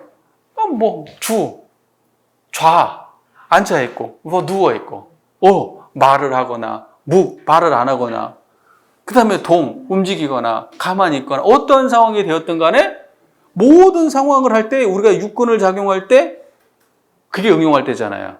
온전한 생각. 자, 온전한 생각 또 나왔네. 온전한 생각으로 취사하라고 그랬잖아요. 그럼 그때 온전한은 뭐예요? 청정한 마음이에요. 청정한 마음이에요. 분별성과 주착심이 없는 마음이에요. 다시 말해서 고락에 끌리지 않는 마음이에요. 고락에 노예가 되지 않는 마음이에요. 그러니까 고락이라고 하는 거는 개교의 동기 입장에서 보면 고락이라고 하는 개념은 물질의 세력이에요, 정신의 세력이에요. 물질. 고락은 물질의 세력이에요.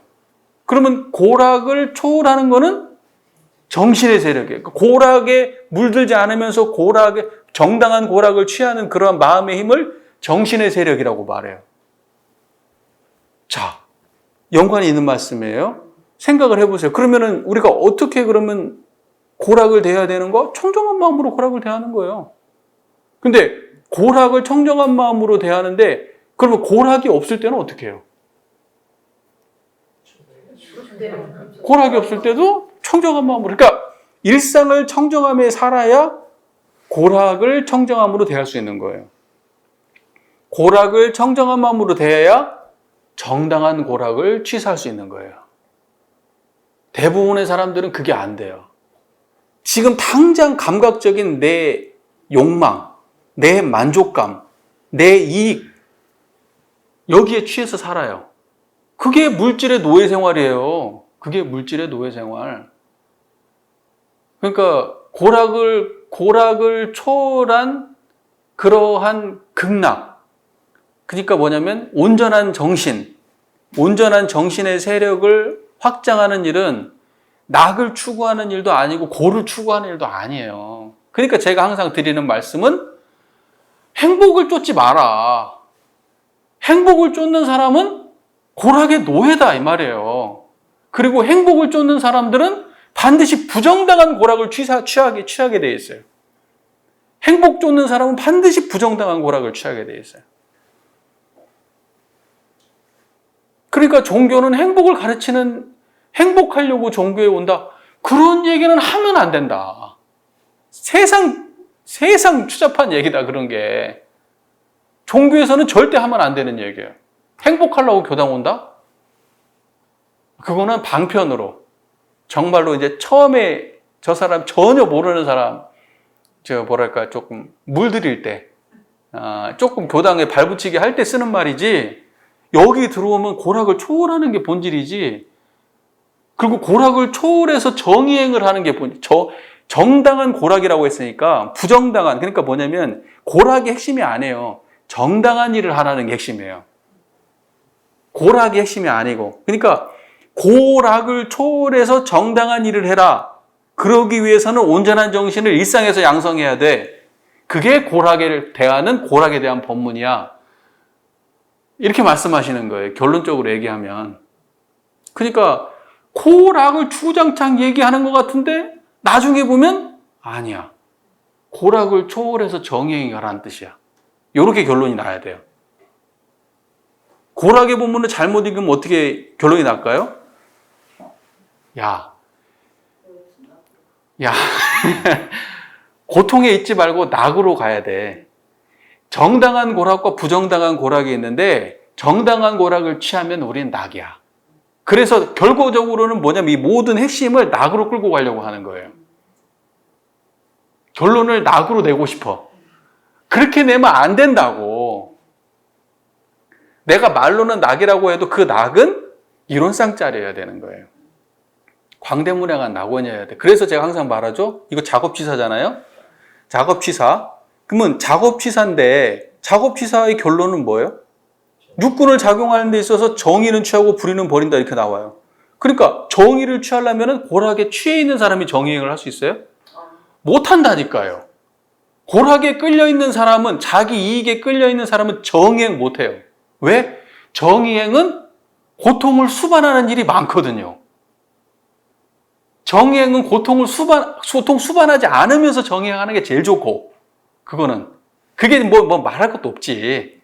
그런데 고통을 수반해도 정의행을 해야 될 일이라면 고통을 감내하고 정의행을 한단 말이에요. 그게 취사예요. 바른 취사. 지금 그 얘기를 하고 싶은 거예요. 지금 그 얘기를 하고 싶은 게 본질이에요. 그렇게 사는 사람은 고통이든 낙이든 해탈해 있기 때문에 그렇게 살아야 진짜 낙 있는 삶을 사는 거예요. 그렇게 사는 사람. 고락이라고 하는 물질의 세력을 초월해서 극락을 추구하고 사는 사람. 이게 정말 고락의 법문에 대한 핵심이다. 정의행으로 통한다. 그 모든 것들은. 이제 이렇게 인식을 하시면 고락에 대한 본문이 잘 읽힐 것 같아요. 안목이 잘 정립이 되셨습니까? 네. 잠깐 쉬었다가 하겠습니다. 이어서 공부하겠습니다. 자, 두 번째, 낙을 버리고 고로 들어가는 원인 같이 봉독해 볼까요? 낙을 버리고 고로 들어가는 원인. 1. 고락의 근원을 알지 못함이요. 2. 가령 안다 할지라도 실행이 없는 용고요. 3. 보는 대로 듣는 대로 생각나는 대로 자행자지로 정과 정신을 아무 예산 없이 양성하여 철석같이 굳은 연고요. 4. 육신과 정신을 법으로 질박아서 나쁜 습관을 제거하고 정당한 법으로 단련하여 기질 변화가 분명히 되기까지 공부를 완전히 아니한 연고요. 5. 응용하는데 수고 없이 속히 하고자 함이니라. 낙을 버리고 고로 들어가는 원인 한번 볼게요. 첫 번째, 고락의 근원을 알지 못하며.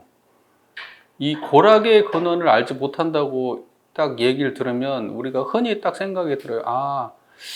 인과적으로 이렇게 따져가지고 생각을 이렇게 하고 판단을 이렇게 하고 관계를 이렇게 맺고 이렇게 해야지 그게 고가 되고 이렇게 행동을 해가지고 이렇게 하면은 이게 낙이 되고 뭐 이제 이렇게 생각을 해서 인과 과정을 밝혀서 이제 끝에까지 가보는 거죠.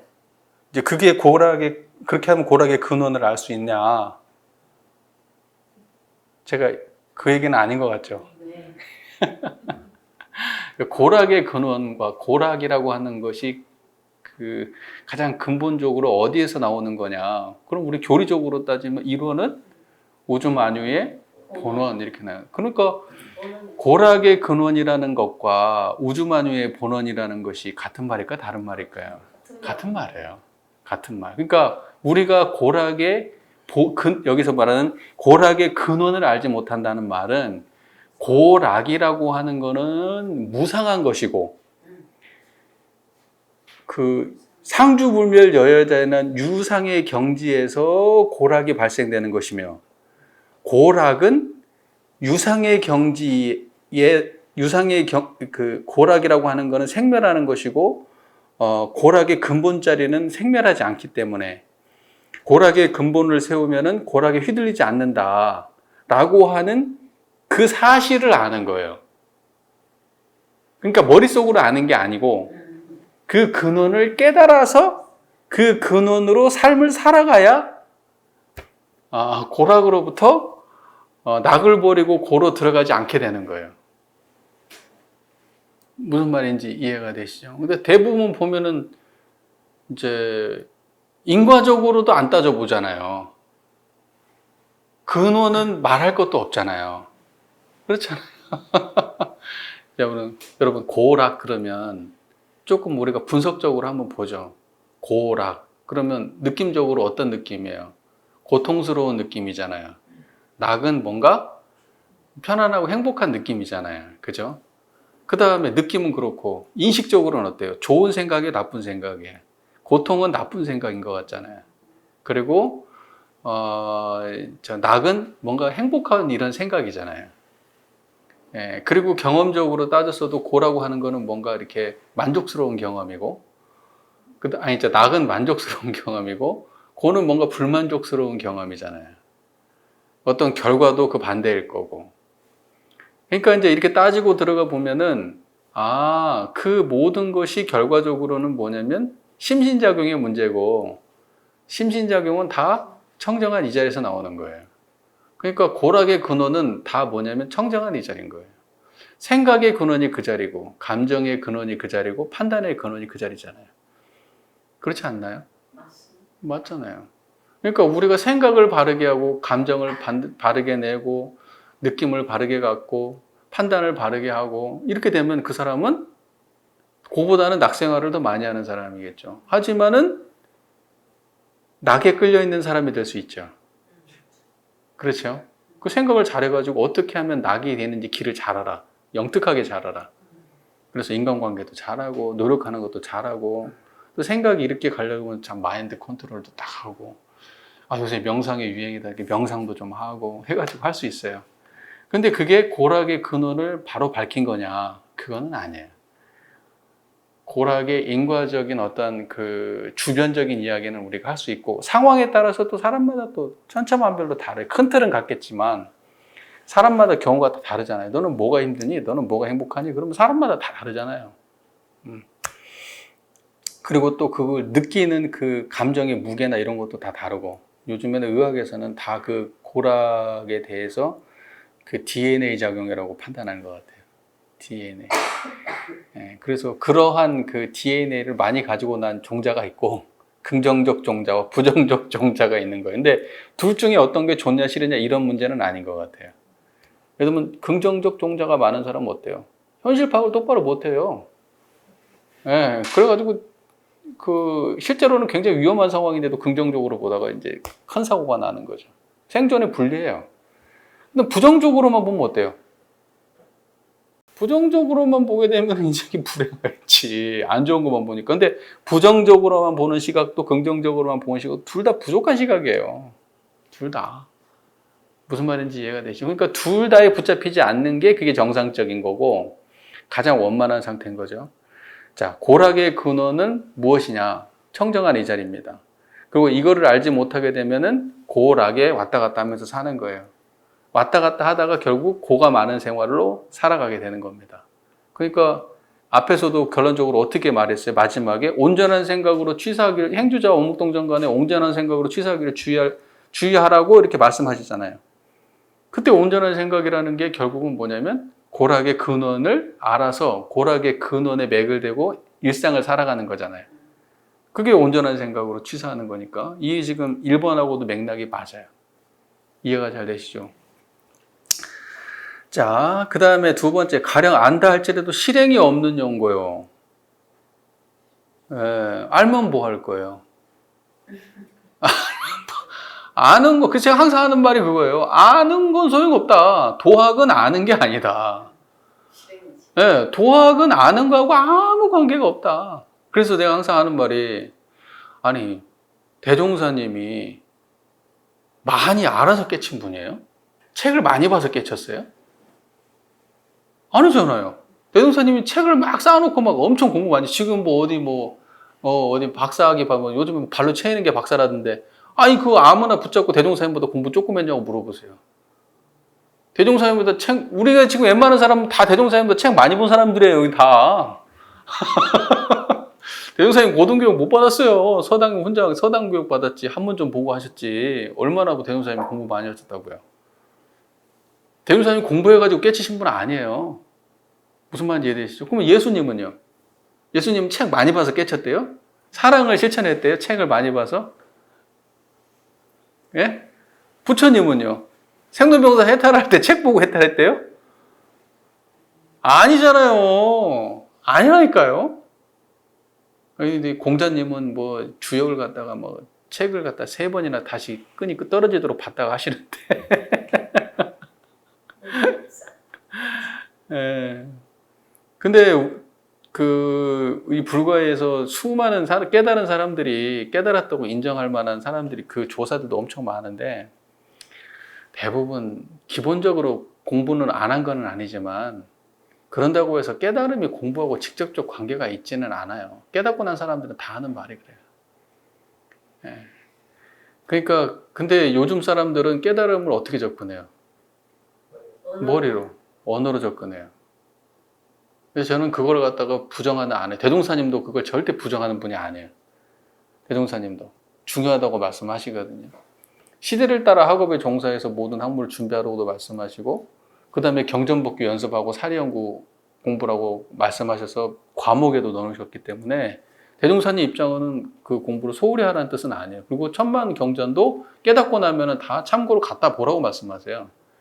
그러니까 대종사님은 경전에 대해서 터부시하거나 그런 분은 절대 아니에요. 하지만 깨달은 경지를 가지고 나머지를 봐야지 주종관계는 분명하게 밝히시거든요. 그리고 생각을 해보세요. 알아도 실행을 못하고 사는 게 우리잖아요. 그러니까 도학이라고 하는 거는 아는 데에 그치면 도학은 아닌 거예요. 고락에 대한 본문에도 잘 알면 뭐 할 거예요? 실제로 고락에 끌려다니는데. 그렇잖아요. 아이 뭐 집에 가니까 상담을 받으니까 남편이 이러이러하니까 그러면 이럴 때는 이렇게 하고 저럴 때는 저렇게 하세요. 이렇게 누군가가 알려줬다. 그럼 가서 할 수 있어요, 그렇게? 한 번은 하지 모르지. 이 꽉꽉 이를 악물고 한 번은 할 수 있을지 모르지. 죽었다 생각하고 2번, 3번 할 수 있어요? 못 한다니까요. 못 해요. 실제로 안 된다니까요. 아니 우리가 예를 들면 뭐 타인과를 하지 말라. 누군가에게 뒷담화 까지 말라는 거잖아요. 막 안 좋은 얘기하고 하지 말라는 거 아니에요. 막 싸우지 말라는 거 아니에요. 돼요 그게? 됐으면 내가 부처하게? 안 된다니까. 그러니까 결과적으로는 뭐냐면 알아도 실행이 없으면 낙을 버리고 고로 들어가게 되는 거예요. 알아도 실행을 하지 않으면 낙을 버리고 고로 들어가는 거예요. 그러니까 행주자와 어묵동정 간에 응용하는데 온전한 생각으로 취사하기를 열심히 해야 돼요. 그거 안 하면은 고락에 끌려 살아요. 고통스러운 사람은 고통스러운 사람으로 평생 고통만 바라보고 살고 어떤 사람은 행복만 쫓아다니면서 계속 행복하면서 그렇게 살고 그렇게 사는 거예요. 알아야 되고 그리고 실천해야 됩니다. 그 2가지가 안 되면은 고로 들어가는 겁니다. 그 다음에 3번째, 보는 대로 듣는 대로 생각나는 대로 자행자지로 육신과 정신을 아무 예산 없이 양성하여 철석같이 굳었어. 자, 아무 예산 없이 육신과 정신을 양성했어요. 그게 무슨 말이에요? 습관을 잘못 들였다는 거예요. 생각과 판단과 이런 거를 그냥 끌리는 대로 하고 살았다는 거예요. 끌리는 대로. 무슨 말인지 이해가 되시죠? 그러니까 청소년 애들이 친구들한테 쉽게 물들잖아요. 걔네들이 왜 그렇게 쉽게 물들까요? 아무 생각이 없어요, 걔네들은. 그리고 그렇기 때문에 아무 생각이 없을 때 부모님의 인성이 아이들의 인성을 결정짓잖아요. 부모님이 판단을 바르게 하고 말도 고운 말 쓰고 그러면 그게 아이들한테 정서가 좀 따뜻하고 이러면 아이들도 그 정서를 물려받고 그냥 아버지가 막 꼰대처럼 행동하고 막 폭력을 쓰고 막 언행이 거칠고 막 사람 함부로 하고 막 이런 거면 애들도 원망하면서도 배워요. 원망하면서도.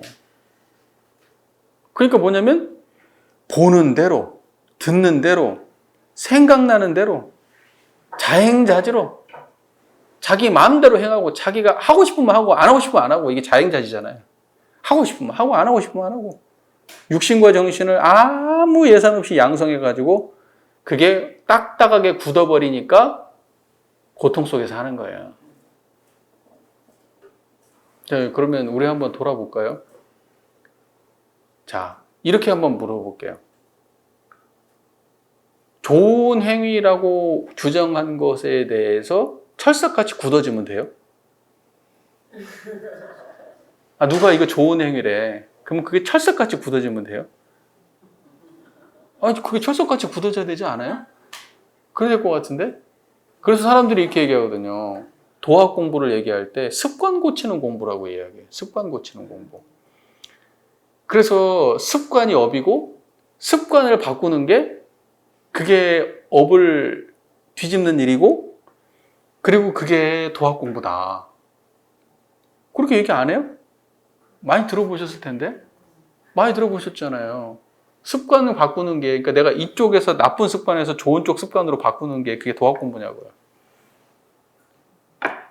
이렇게 물어보니까 아닐 것 같은 느낌이 들죠. 네, 아닐 것 같은 느낌을 풍기면서 물어보고 있잖아요. 그렇죠? 아니라고 대답하라고 지금 그러고 있는 거잖아요. 그거는 도학 공부의 본질이 아니에요. 그렇다고 해서 그렇게 하지 말라는 건 아니에요. 하지만 그것을 본질로 삼으면 안 돼. 우리는 뭐냐면 습관이라고 하는 것에 끌리지 않는 마음의 힘, 온전한 정신을 양성하는 것이 근본이지 어떠한 특정한 습관에 집착하면은 그것도 또다시 분별 주착심이 될 수 있어요. 무슨 말인지 아시겠죠? 훌륭하다고 하는 생각이 붙잡히면 우리가 그래서 이런 얘기 하잖아요. 금강경에서도 법상 얘기 나오고 비법상 얘기 나오지 않나요? 법상이 뭐예요? 무엇이 깨달음이다, 무엇이 옳다라고 하는 그 생각이에요. 그것도 상 짓는 거거든요.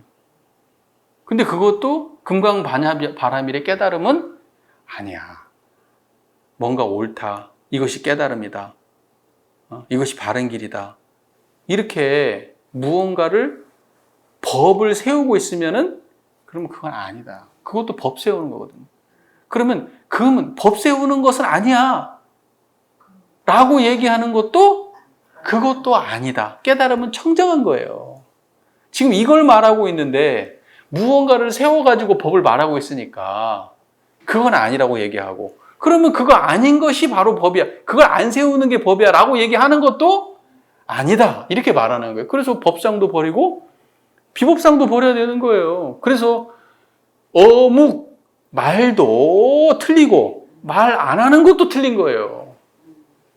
있다는 말도 틀리고 없다는 말도 틀려요. 왜? 그건 전부 다 청정한 이 자리 말하는 게 아니니까. 다 생각으로 하고 있는 거잖아요. 다 경험 속에 있는 거잖아요. 그래서 도학 공부라고 하는 거는 특정한 옳음에 대해서 습관 들이는 일이 아니에요. 무슨 말인지 아시겠죠? 옳음으로부터도 자유로워야 되는 거예요. 그름으로부터도 당연히 자유로워야 되지만 옳다라고 하는 것으로부터도 자유로워야 되는 거예요. 그러니까 옳음을 말하지만 옳음으로부터 해탈하고 있어야 된다고요. 무슨 말인지 이해가 되시죠? 그러니까 해탈의 신경을 놓쳐버리고 옳음을 말하는 순간 그거는 분별성과 주착심에 떨어져 버리는 거예요. 우리는 분별성과 주착심 없는 경지로 분별 주착을 하라고 배웠잖아요. 분별성과 주착심 없는 경지를 양성해서 정의행을 하라고 배웠잖아요. 그런데 정의행이라는 것을 이야기하면서 분별성과 주착심 없는 경지를 놓쳐버리면 그거는 원만한 공부가 아닌 게 돼버리잖아요. 그러니까 3번 공부도 잘 판단을 하셔야 된다는 말씀을 드리고 싶은 거예요. 그러니까 여기에서 보는 대로 듣는 대로 생각나는 대로 자행자지로 육신과 정신 아무 예상 없이 양성해가지고 철석같이 굳었는데 그 잘못된 게 굳어진 거야. 그러니까 이 잘못된 거를 인식해가지고 좋게 바꾸는 거야. 신발을 함부로 벗어났으면 똑바로 하고, 욕을 많이 하면 욕 안 하고, 표정을 막 찡그리고 있으면 표정도 좀 피고, 막 게으르면 좀 부지런도 좀 떨고, 이렇게 자기 습관을 바꾼다. 청소 안 하면 청소도 좀 하고. 예를 들면 그렇게 하는 것만을 이야기하는 거라고 해석하면 안 된다, 이 얘기를 하고 싶은 거예요. 그렇게 해석할 수 있는 소지가 너무 다분한 법문이라. 그 말 이해되시죠? 네네. 그 다음에 4번. 육신과 정신을 법으로 질박아서 나쁜 습관을 제거하고 정당한 법으로 단련하여 기질변화가 분명히 되기까지 공부를 완전히 아니한 연고요. 법으로 질박아. 육신과 정신을 법으로 질박아. 나쁜 습관을 제거해. 정당한 법으로 단련해. 기질변화가 분명히 되게 해야 돼. 자, 그러면 이제 기질변화를 여러분 이렇게 얘기할 거 아니에요. 아, 나쁜 습관을 제거하고 좋은 습관을 단련해서 좋은 습관으로 바꾸는 게, 나쁜 습관에서 좋은 습관으로 바꾸는 게 기질변화야. 이렇게 이해할 거 아니에요. 그러면 여러분 그 기질변화라고 하는 것이 이렇게 인식이 되잖아요. 여러분 보통 그러면 생멸심에서 좋은 쪽에서 안 좋은 쪽으로 생멸심을 바꾸는 걸 기질변화다 이렇게 이해하시죠? 그잖아요. 우리가 보통 기질변화 그러면, 근데 그게 기질변화가 아니고 그 기라고 하는 그 기의 기질을 갖다가 변화시킨다고 하는 거는 뭐냐면 생멸심을 불생불멸의 경지에 올려놓는 거를 기질변화라고 하는 거예요. 그러니까 기라고 하는 거에 노예가 되지 않는 거예요. 그러니까 좋고 싫음의 노예가 되지 않는 거예요. 그러니까 이게 보세요. 좋은 쪽에다가 옮겨놓게 되면은 그거 자체가 지금 뭐냐면 하나의 그 뭐랄까 저기 뭐죠? 집착이 되게 된단 말이죠. 하나의 또 다른 습관을 만들게 돼. 그러면 이게 어떤 문제를 양산하게 되냐면 다른 사람들이 다른 거 하게 되면 벌써 마음속에서 감정이 올라와 버려요. 먼저.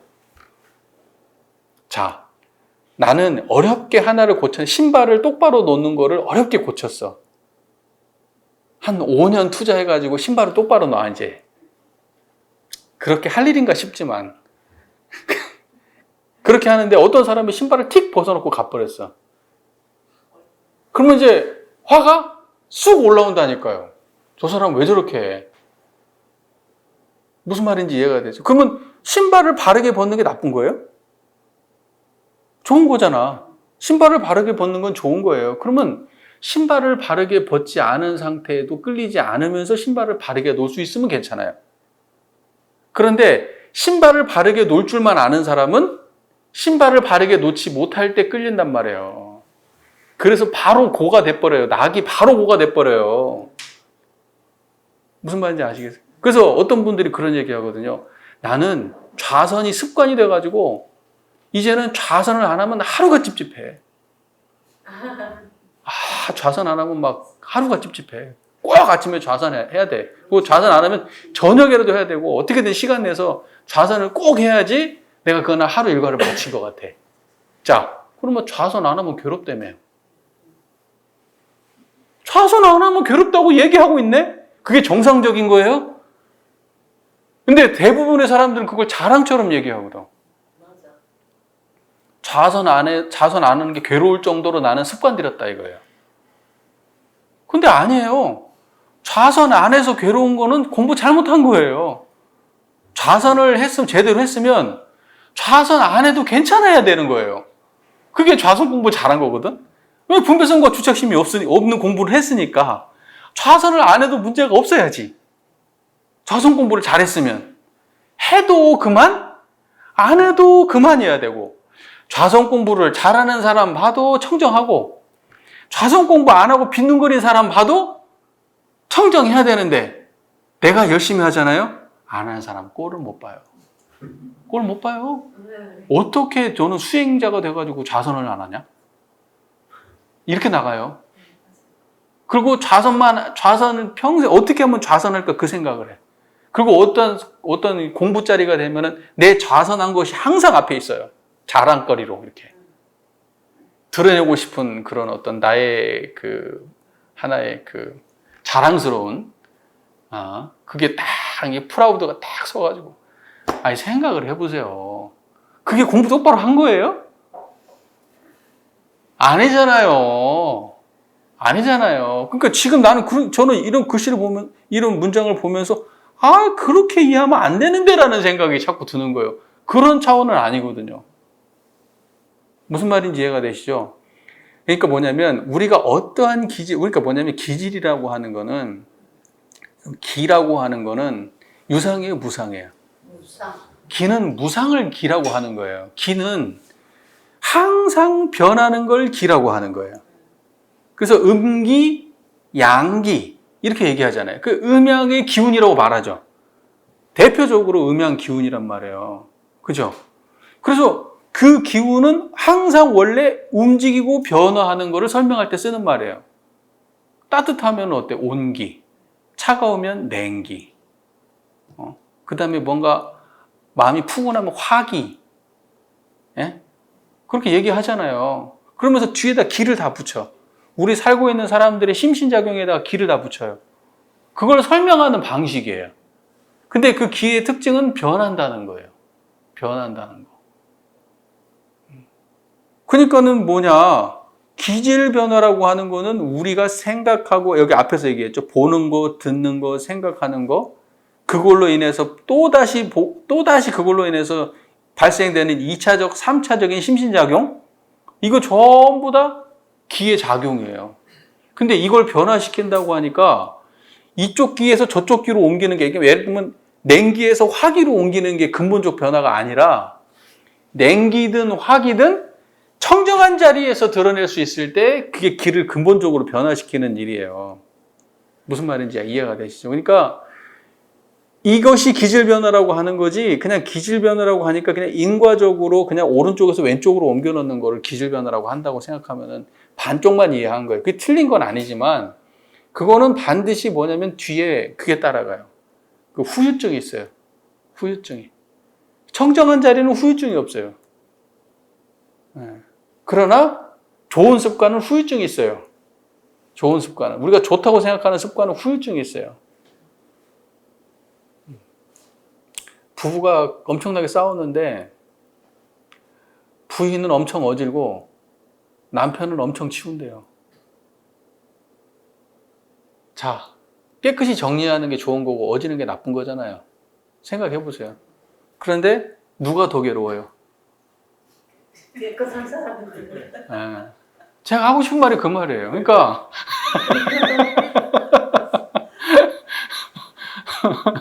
어지는 사람 아무 생각 없어요. 어지러져 있는 거 봐도. 그러니까 어지러져 있다고 남편이 갈궈대니까 이제 문제가 되는 거지. 그런데 깨끗하게 치우는 게 버릇이 돼서 정리정돈 안 돼 있는 거 꼴 못 보는 사람 입장에서 볼 때는 굉장히 괴로운 거예요. 그거. 같이 못 살아요. 생활 습관이 다른 사람하고는 살기 힘든 거예요. 못 살아요. 누가 괴롭냐? 그럼 자기가 괴로워요. 자기가 괴로우니까 그 화를 누구한테 내요? 어진 사람한테 내지, 어진 사람한테. 저는 지금 어진 사람 잘했다는 얘기 하는 거 아니에요? 어진 사람을 잘했다는 얘기 하는 게. 그러면 결국 그 자기의 불만족은 어지는 사람한테 갈 거 아니에요. 그럼 그 관계가 좋아요? 안 좋지. 남편이 대가 엄청 세. 치우는 남편이 대가 엄청 세. 그러면 부인이 얼마나 인생 괴롭겠어요? 괴롭겠지, 인생이. 평생 괴롭게 살겠지. 근데 남편이 대가 약해. 치우는 남편이 대가 약해. 그럼 얼마나 괴롭겠어, 남편이. 맨날 어질지, 말해도 소용없지. 자기 맨날 치워야 되지. 그런 거예요. 무슨 말인지 이해가 되시죠? 그러니까 치워도 안 치워도 문제되지 않으면서 치울 수 있어야 괜찮다는 거예요. 그게 기질 변화라는 거예요. 꼭 안 치우면 안 돼. 습관 들여서 나는 반드시 저거 안 하면 이제 찝찝할 정도야. 예전에는 이렇게 찝찝했는데 이제는 그렇게 안 하고 이렇게 하는 게 찝찝해. 이건 좋은 게 아니란 얘기예요. 그거는. 자, 그 다음에 5번째, 응용하는 가운데 수고 없이 속히 하고자 함이니라. 응용이라고 하는 거는 육군을 작용하는 거 응용이라고 했죠. 수고 없이 속히 하고자 한다는 게 그게 무슨 말이야? 노래가 나고 예민하고. 네? 그렇죠. 욕속심을 내고 있는 거, 욕속심을. 욕속심이라고 하는 건 우리가 마음의 경지라고 하는 게 하루아침에 왔다 갔다 해요? 응용하는데 온전한 생각으로 취사를 하라고 했는데 그게 하루아침에 온전한 생각으로 취사가 돼요? 안 되죠. 그리고 그래서 정의는 취하고 불의는 버릴 때, 정의는 용맹 있게 취하고 불의는 용맹 있게 버리라고 할 때 또 거기 더 강조해가지고 뭐라고 말씀하셨냐면 죽기로써 행하고 죽기로써 하지 말라고 하신단 말이에요. 그때 정의가 뭐라 그랬어요? 아, 정정한 자리예요. 물론 생멸적으로 이제 해야 될 것도 맞지만 그 자리 지키는 게 보통 어려운 일이 아니에요. 여러분 솔직히 툭 까놓고 말씀드려서 얼마나 챙겨요? 일상에. 우리 교단 교도님 중에 한 분은 굉장히 잘 챙기는 분도 계세요. 무릎은 항상 잘 챙긴다고 말씀하시는 분도 계세요. 그런 분도 얼마나 돼요? 실제로 얼마 안 되지. 대부분은 잘 안 돼요. 바로 나간 거 동시 잊어버려요. 맞을걸? 실제로 그렇게 되면 얼마나 좋아요. 잘 안 된다니까요. 노력 자체를 할 수가 없어요. 왜? 인식 자체를 못하고 사니까. 그래서 대종사님 뭐라고 했어요? 챙기지 아니하고 어찌 그 마음을 닦을 수 있으리요. 근데 그 챙기는 거 자체가 안 되거든요. 근데 어떻게 닦아요? 안 된다니까요. 그러니까 응용하는데 수고 없이 속해하고자 합니다. 마음은 급한 마음이 나고 빨리빨리 그렇게 낙을 버리고 고를 버리고 낙으로 빨리 갔으면 좋겠지. 이제 고의 세상은 청산하고 낙의 세상을만 살았으면 좋겠지. 하지만 갑자기 그게 돼요? 안 되지. 그거는 응용하는 가운데 수고 없이 속해하고자 하는 마음이에요. 그런 마음으로는 안 돼. 그러니까 낙을 버리고 고로 들어가는 사람이 그 인생의 방향을 틀어서 회양한다 그러죠. 회양. 그 인생의 방향을 틀어가지고 다시 이제는 고락을 초월한 경지로 정당한 고락을 수용하면서 사는 인생으로 바꾸려면, 그러면 청정한 마음을 일상에서 굉장히 오랫동안 길들여야 된다. 그러면 이거를 우리 교육편의 문제로 가져와 보면은 3대력을 양성하고 결국 작업치사 문제인데, 결과적으로 사막 공부가 어느 정도 깊이 있게 되지 않으면 이게 안 된다는. 그래서 사막 공부의 결론에 뭐라고 써 있어요? 오래오래 계속. 오래오래 계속. 사람에 따라서 다 오래오래 어떤 기준이 다를 거예요. 네. 그래서 제가 지난번에 말했죠. 불교에서는 갱참 30년이라고. 깨닫고 나서도 그 후에 30년을 닦는다고. 근데 30년을 그냥 닦는 게 아니고 챙기는 게 30년이에요. 그냥 허송세월 30년이 아니고 열심히 챙기는 게 30년이라고. 근데 우리는 알아도 허송세월 30년을 보낸다니까. 하루를 지났는데 한 번도 챙겨보지 않죠. 하루를 지날 때. 밥 먹을 때만이라도 한 번 마음을 이렇게 봐야 되는데 밥 먹을 때도 안 보죠. 그러면 이제 진급하실 거예요. 네. 잘 하시면 진급하십니다. 그리고 점점점 이제 고통의 바다에서 낙 있는 생활로 점점 바뀌어 가실 거예요. 왜냐면은 고락에 흔들리지 않으니까 낙 있는 생활이 되는 거예요. 고보다는 낙이 많아서 낙 있는 생활이 되는 게 아니에요. 이해가 잘 되시죠? 많은 사람들이 그거 오해하거든요. 고통이 없어지고 낙이 많아져서 고통보다는 낙이 많은 세상을 살아가게 되는구나. 그게 아니고 고락을 벗어나기 때문에 그래서 낙이 생활이 많아지는 거예요. 왜냐면 이때의 낙이라고 하는 거는, 낙이라고 하는 것도 집착하면 고통이 되잖아요. 근데 낙을 대할 때도 집착함이 없이 고락을 초월한 자리로 낙을 대하고, 고통을 대할 때도 그 고통이 고락을 초월한 자리로 고통을 대하니까 고통이 오래 안 가요. 무슨 말인지 이해가 되시잖아요. 왜 사람들이 고통을 오래 끌어요? 이유가 뭐예요? 그걸 계속 붙들고 재생산을 하잖아요. 갑자기 차를 가다가 또 생각하고, 친구 만나서 또 생각하고, 잠자려고 하다가 또 생각하고, 잠에서 깨서 또 생각하고, 계속해서 고통스러운 생각에 끌려다니잖아요. 근데 청정한 자리를 챙기고 살면 어때요? 담담한 삶을 사니까 그 고통이 있어도 그때로 끝나버려요.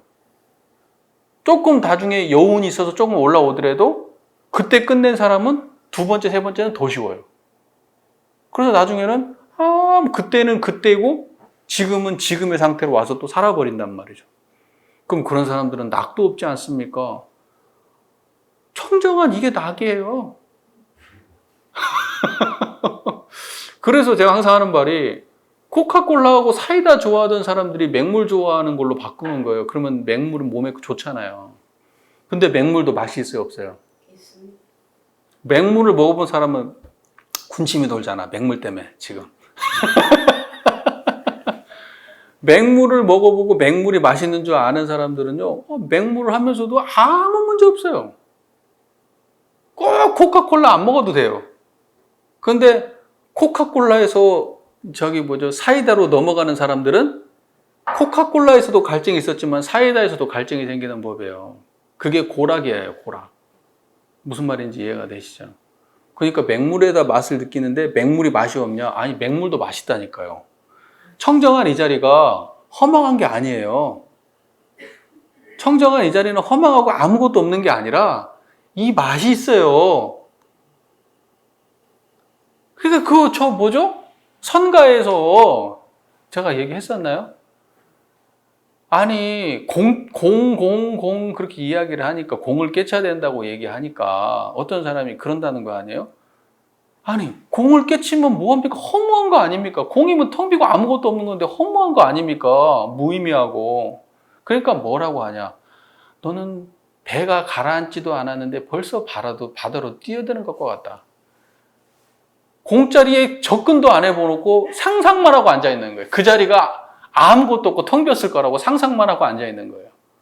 막상 공짜리 돼보면 허망하지 않은데 이야기만 들으니까 공공공 하고 있으니까 뭔가 비고 없는 것 같으니까 허망하다고 착각하는 거야.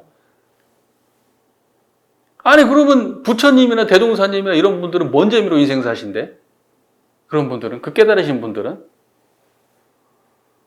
무슨 말인지 이해가 되셔요? 그러니까 뭐냐면 고락을 초월한 극락을 맛을 봐야 그것을 보고 정말로 낙이 있는 삶이라고 말하는 것이지, 고락 어느 곳에 껴있어가지고 거기서 맛보는 삶은 그건 유한한 삶이고 언제든지 바뀌는 거고. 아니, 내가 낙 있는 생활을 많이 한다고 해봐야 그 낙 있는 생활이 하루 가면 얼마나 가겠어요? 안 그래요? 낙 있는 생활이 얼마나 가냐고요. 내가 오늘 기분이 좋았어. 아침에 일어나니까 상쾌했어. 아니, 지나가는데 막 자동차가 빵 소리가 내왔는데 기분이 막 짜증이 막 확 올라와. 제가 뭔데 나한테 빵 소리를 해. 크락션을 눌렀을까? 내가 뭔 잘못을 했길래. 오늘 아침부터 일진 재수없네. 바로 바뀌는 거예요, 그게. 근데 청정한 자리는 바뀌어요, 안 바뀌어요? 안 바뀐다니까. 그래서 의지하려면 거기다 의지해야지. 뭐 하려고 낙에다 의지하고 살 일이에요. 그러니까는 뭐냐면, 우리가 이게 만약에 이렇게 말하는 이걸 이론상의 진리를 잘 모르면 이렇게 말할 거예요. 생각을 항상 긍정적인 방식으로 생각을 하고, 항상 수용적인 태도를 갖고, 그런 식으로 나의 심신작용의 버릇을 키우면 안 좋은 일이 있어도 항상 좋게 해석하고, 부정적인 것도 항상 좋게 해석하고, 뭐 이렇게 될 거 아니냐. 그러니까 그런 식으로 심신작용의 스타일을 바꿔라. 그게 지혜에 있어요. 왜 고통이라고 하는 거는 인간이 느껴야 될 정상적인 감정이에요. 고통이 나한테 온 이유는 분명히 있어요. 뭔가 나의 심신작용에 문제가 있어서 온 거예요. 우리 인과를 배웠잖아요. 그러면 그 고통을 통해서 나한테 배우는 게 있을진데, 긍정적으로만 세상을 해석하는 게 그게 과연 나한테 좋은 일일까? 한번 생각을 해보세요. 절대 그렇지 않아요. 그렇기 때문에 고락이라고 하는 거는 둘 다를 공부로 삼아야 될 아주 평등한 경계야. 사람들은 낙이라고 하는 거에 절대적 권위를 부여하고 고라고 하는 거는 절대적으로 안 좋은 권위를 부여해서 고락을 바라보는데, 3계 육도가 평등 일미호 동정 역순이 무비삼배라고 하셨잖아요.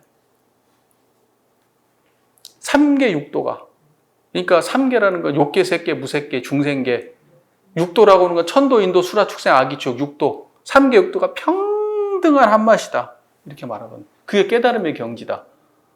고든 낙이든 그게 천국이든 지옥이든 그게 평등한 한맛에서 드러나는 게 고락에 대한 법문이지, 그렇게 평등한 한맛이 아니라 낙은 추구하고 고는 버리는 삶으로 살아라. 그래서 철저하게 그걸 쾌락주의라고 하잖아요, 철학에서. 쾌락주의. 그래서 쾌락을 추구해라. 아, 이렇게 말하면 되냐고, 그게. 그러면 삼류.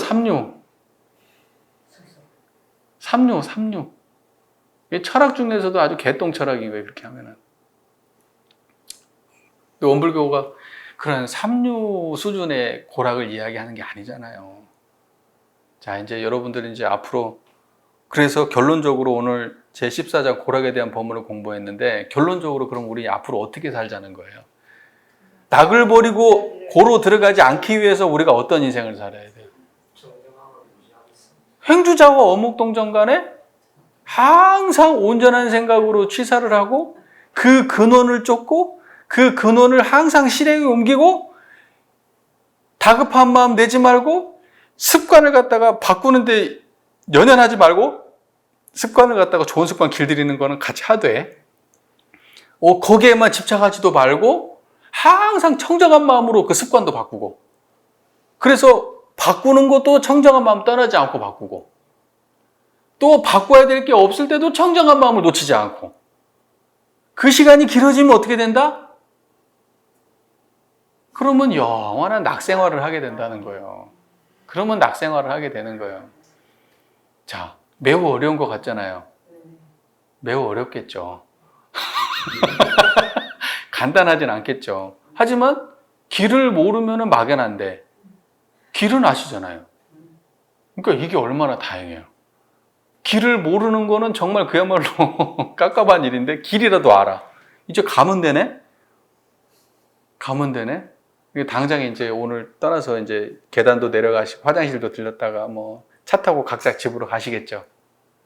그때마다 어떻게 하시면 돼요? 자, 그러면 청정한 마음 챙길 때 제가 항상 팁으로 알려드려요. 입꼬리를 살짝 올려라. 그러니까 웃으라는 게 아니에요. 웃으라는 것도 아니고 막 미소를 지으라는 것도 아니야. 미소를 지으라고 안 하잖아요. 제가 입꼬리만 올리라고 얘기하잖아요. 미소를 짓는 것도 어떤 거냐면 좋은 쪽에 빠져있는 느낌이에요. 내가 그래서 미소 지라는 말도 잘 안 해. 근데 그것도 좋은 얘기거든. 근데 입꼬리만 올리라고, 그냥. 입꼬리 옮기면 챙겨줘요, 잘. 그래서 입꼬리만 올리라고 얘기하는 게, 자기만 알게. 여기 이 입꼬리를 올리는 데 있어서 이거는 행복이야 라고 하는 그러한 인식을 가지고 올릴 필요가 없어요. 그냥 입꼬리만 살짝 올리는 거예요. 그러면 어떻게 되냐면은 사람들이 볼 때도 내 표정이 달라져. 그리고 청정한 이 자리가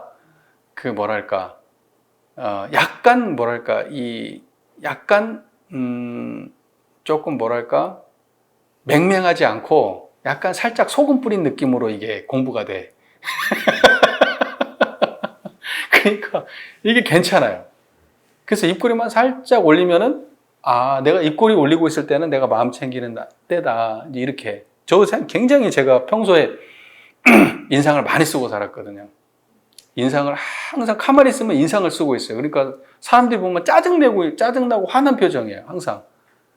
근데 예전에 그래가지고 왜 나는 인상을 이렇게 항상 쓰고 있고 이 안면의 근육이 안 풀어질까? 그게 항상 고민이었거든요. 지금 생각해 보니까 뭔가 생각하고 있는 거예요, 항상. 머릿속에.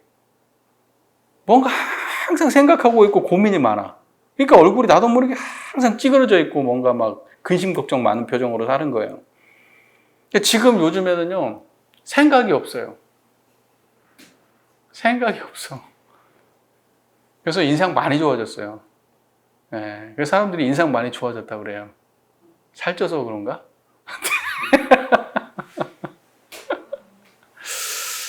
자, 제 14장 고락에 대한 법문, 이제 언제 이렇게 읽어보셔도 이 글이 오독되지 않고 그 이론상, 개교의 동기부터 이론상까지 그 본질이 쭉 깨지는 이제 그러한 관점으로 이게 읽히실 수 있을 거다.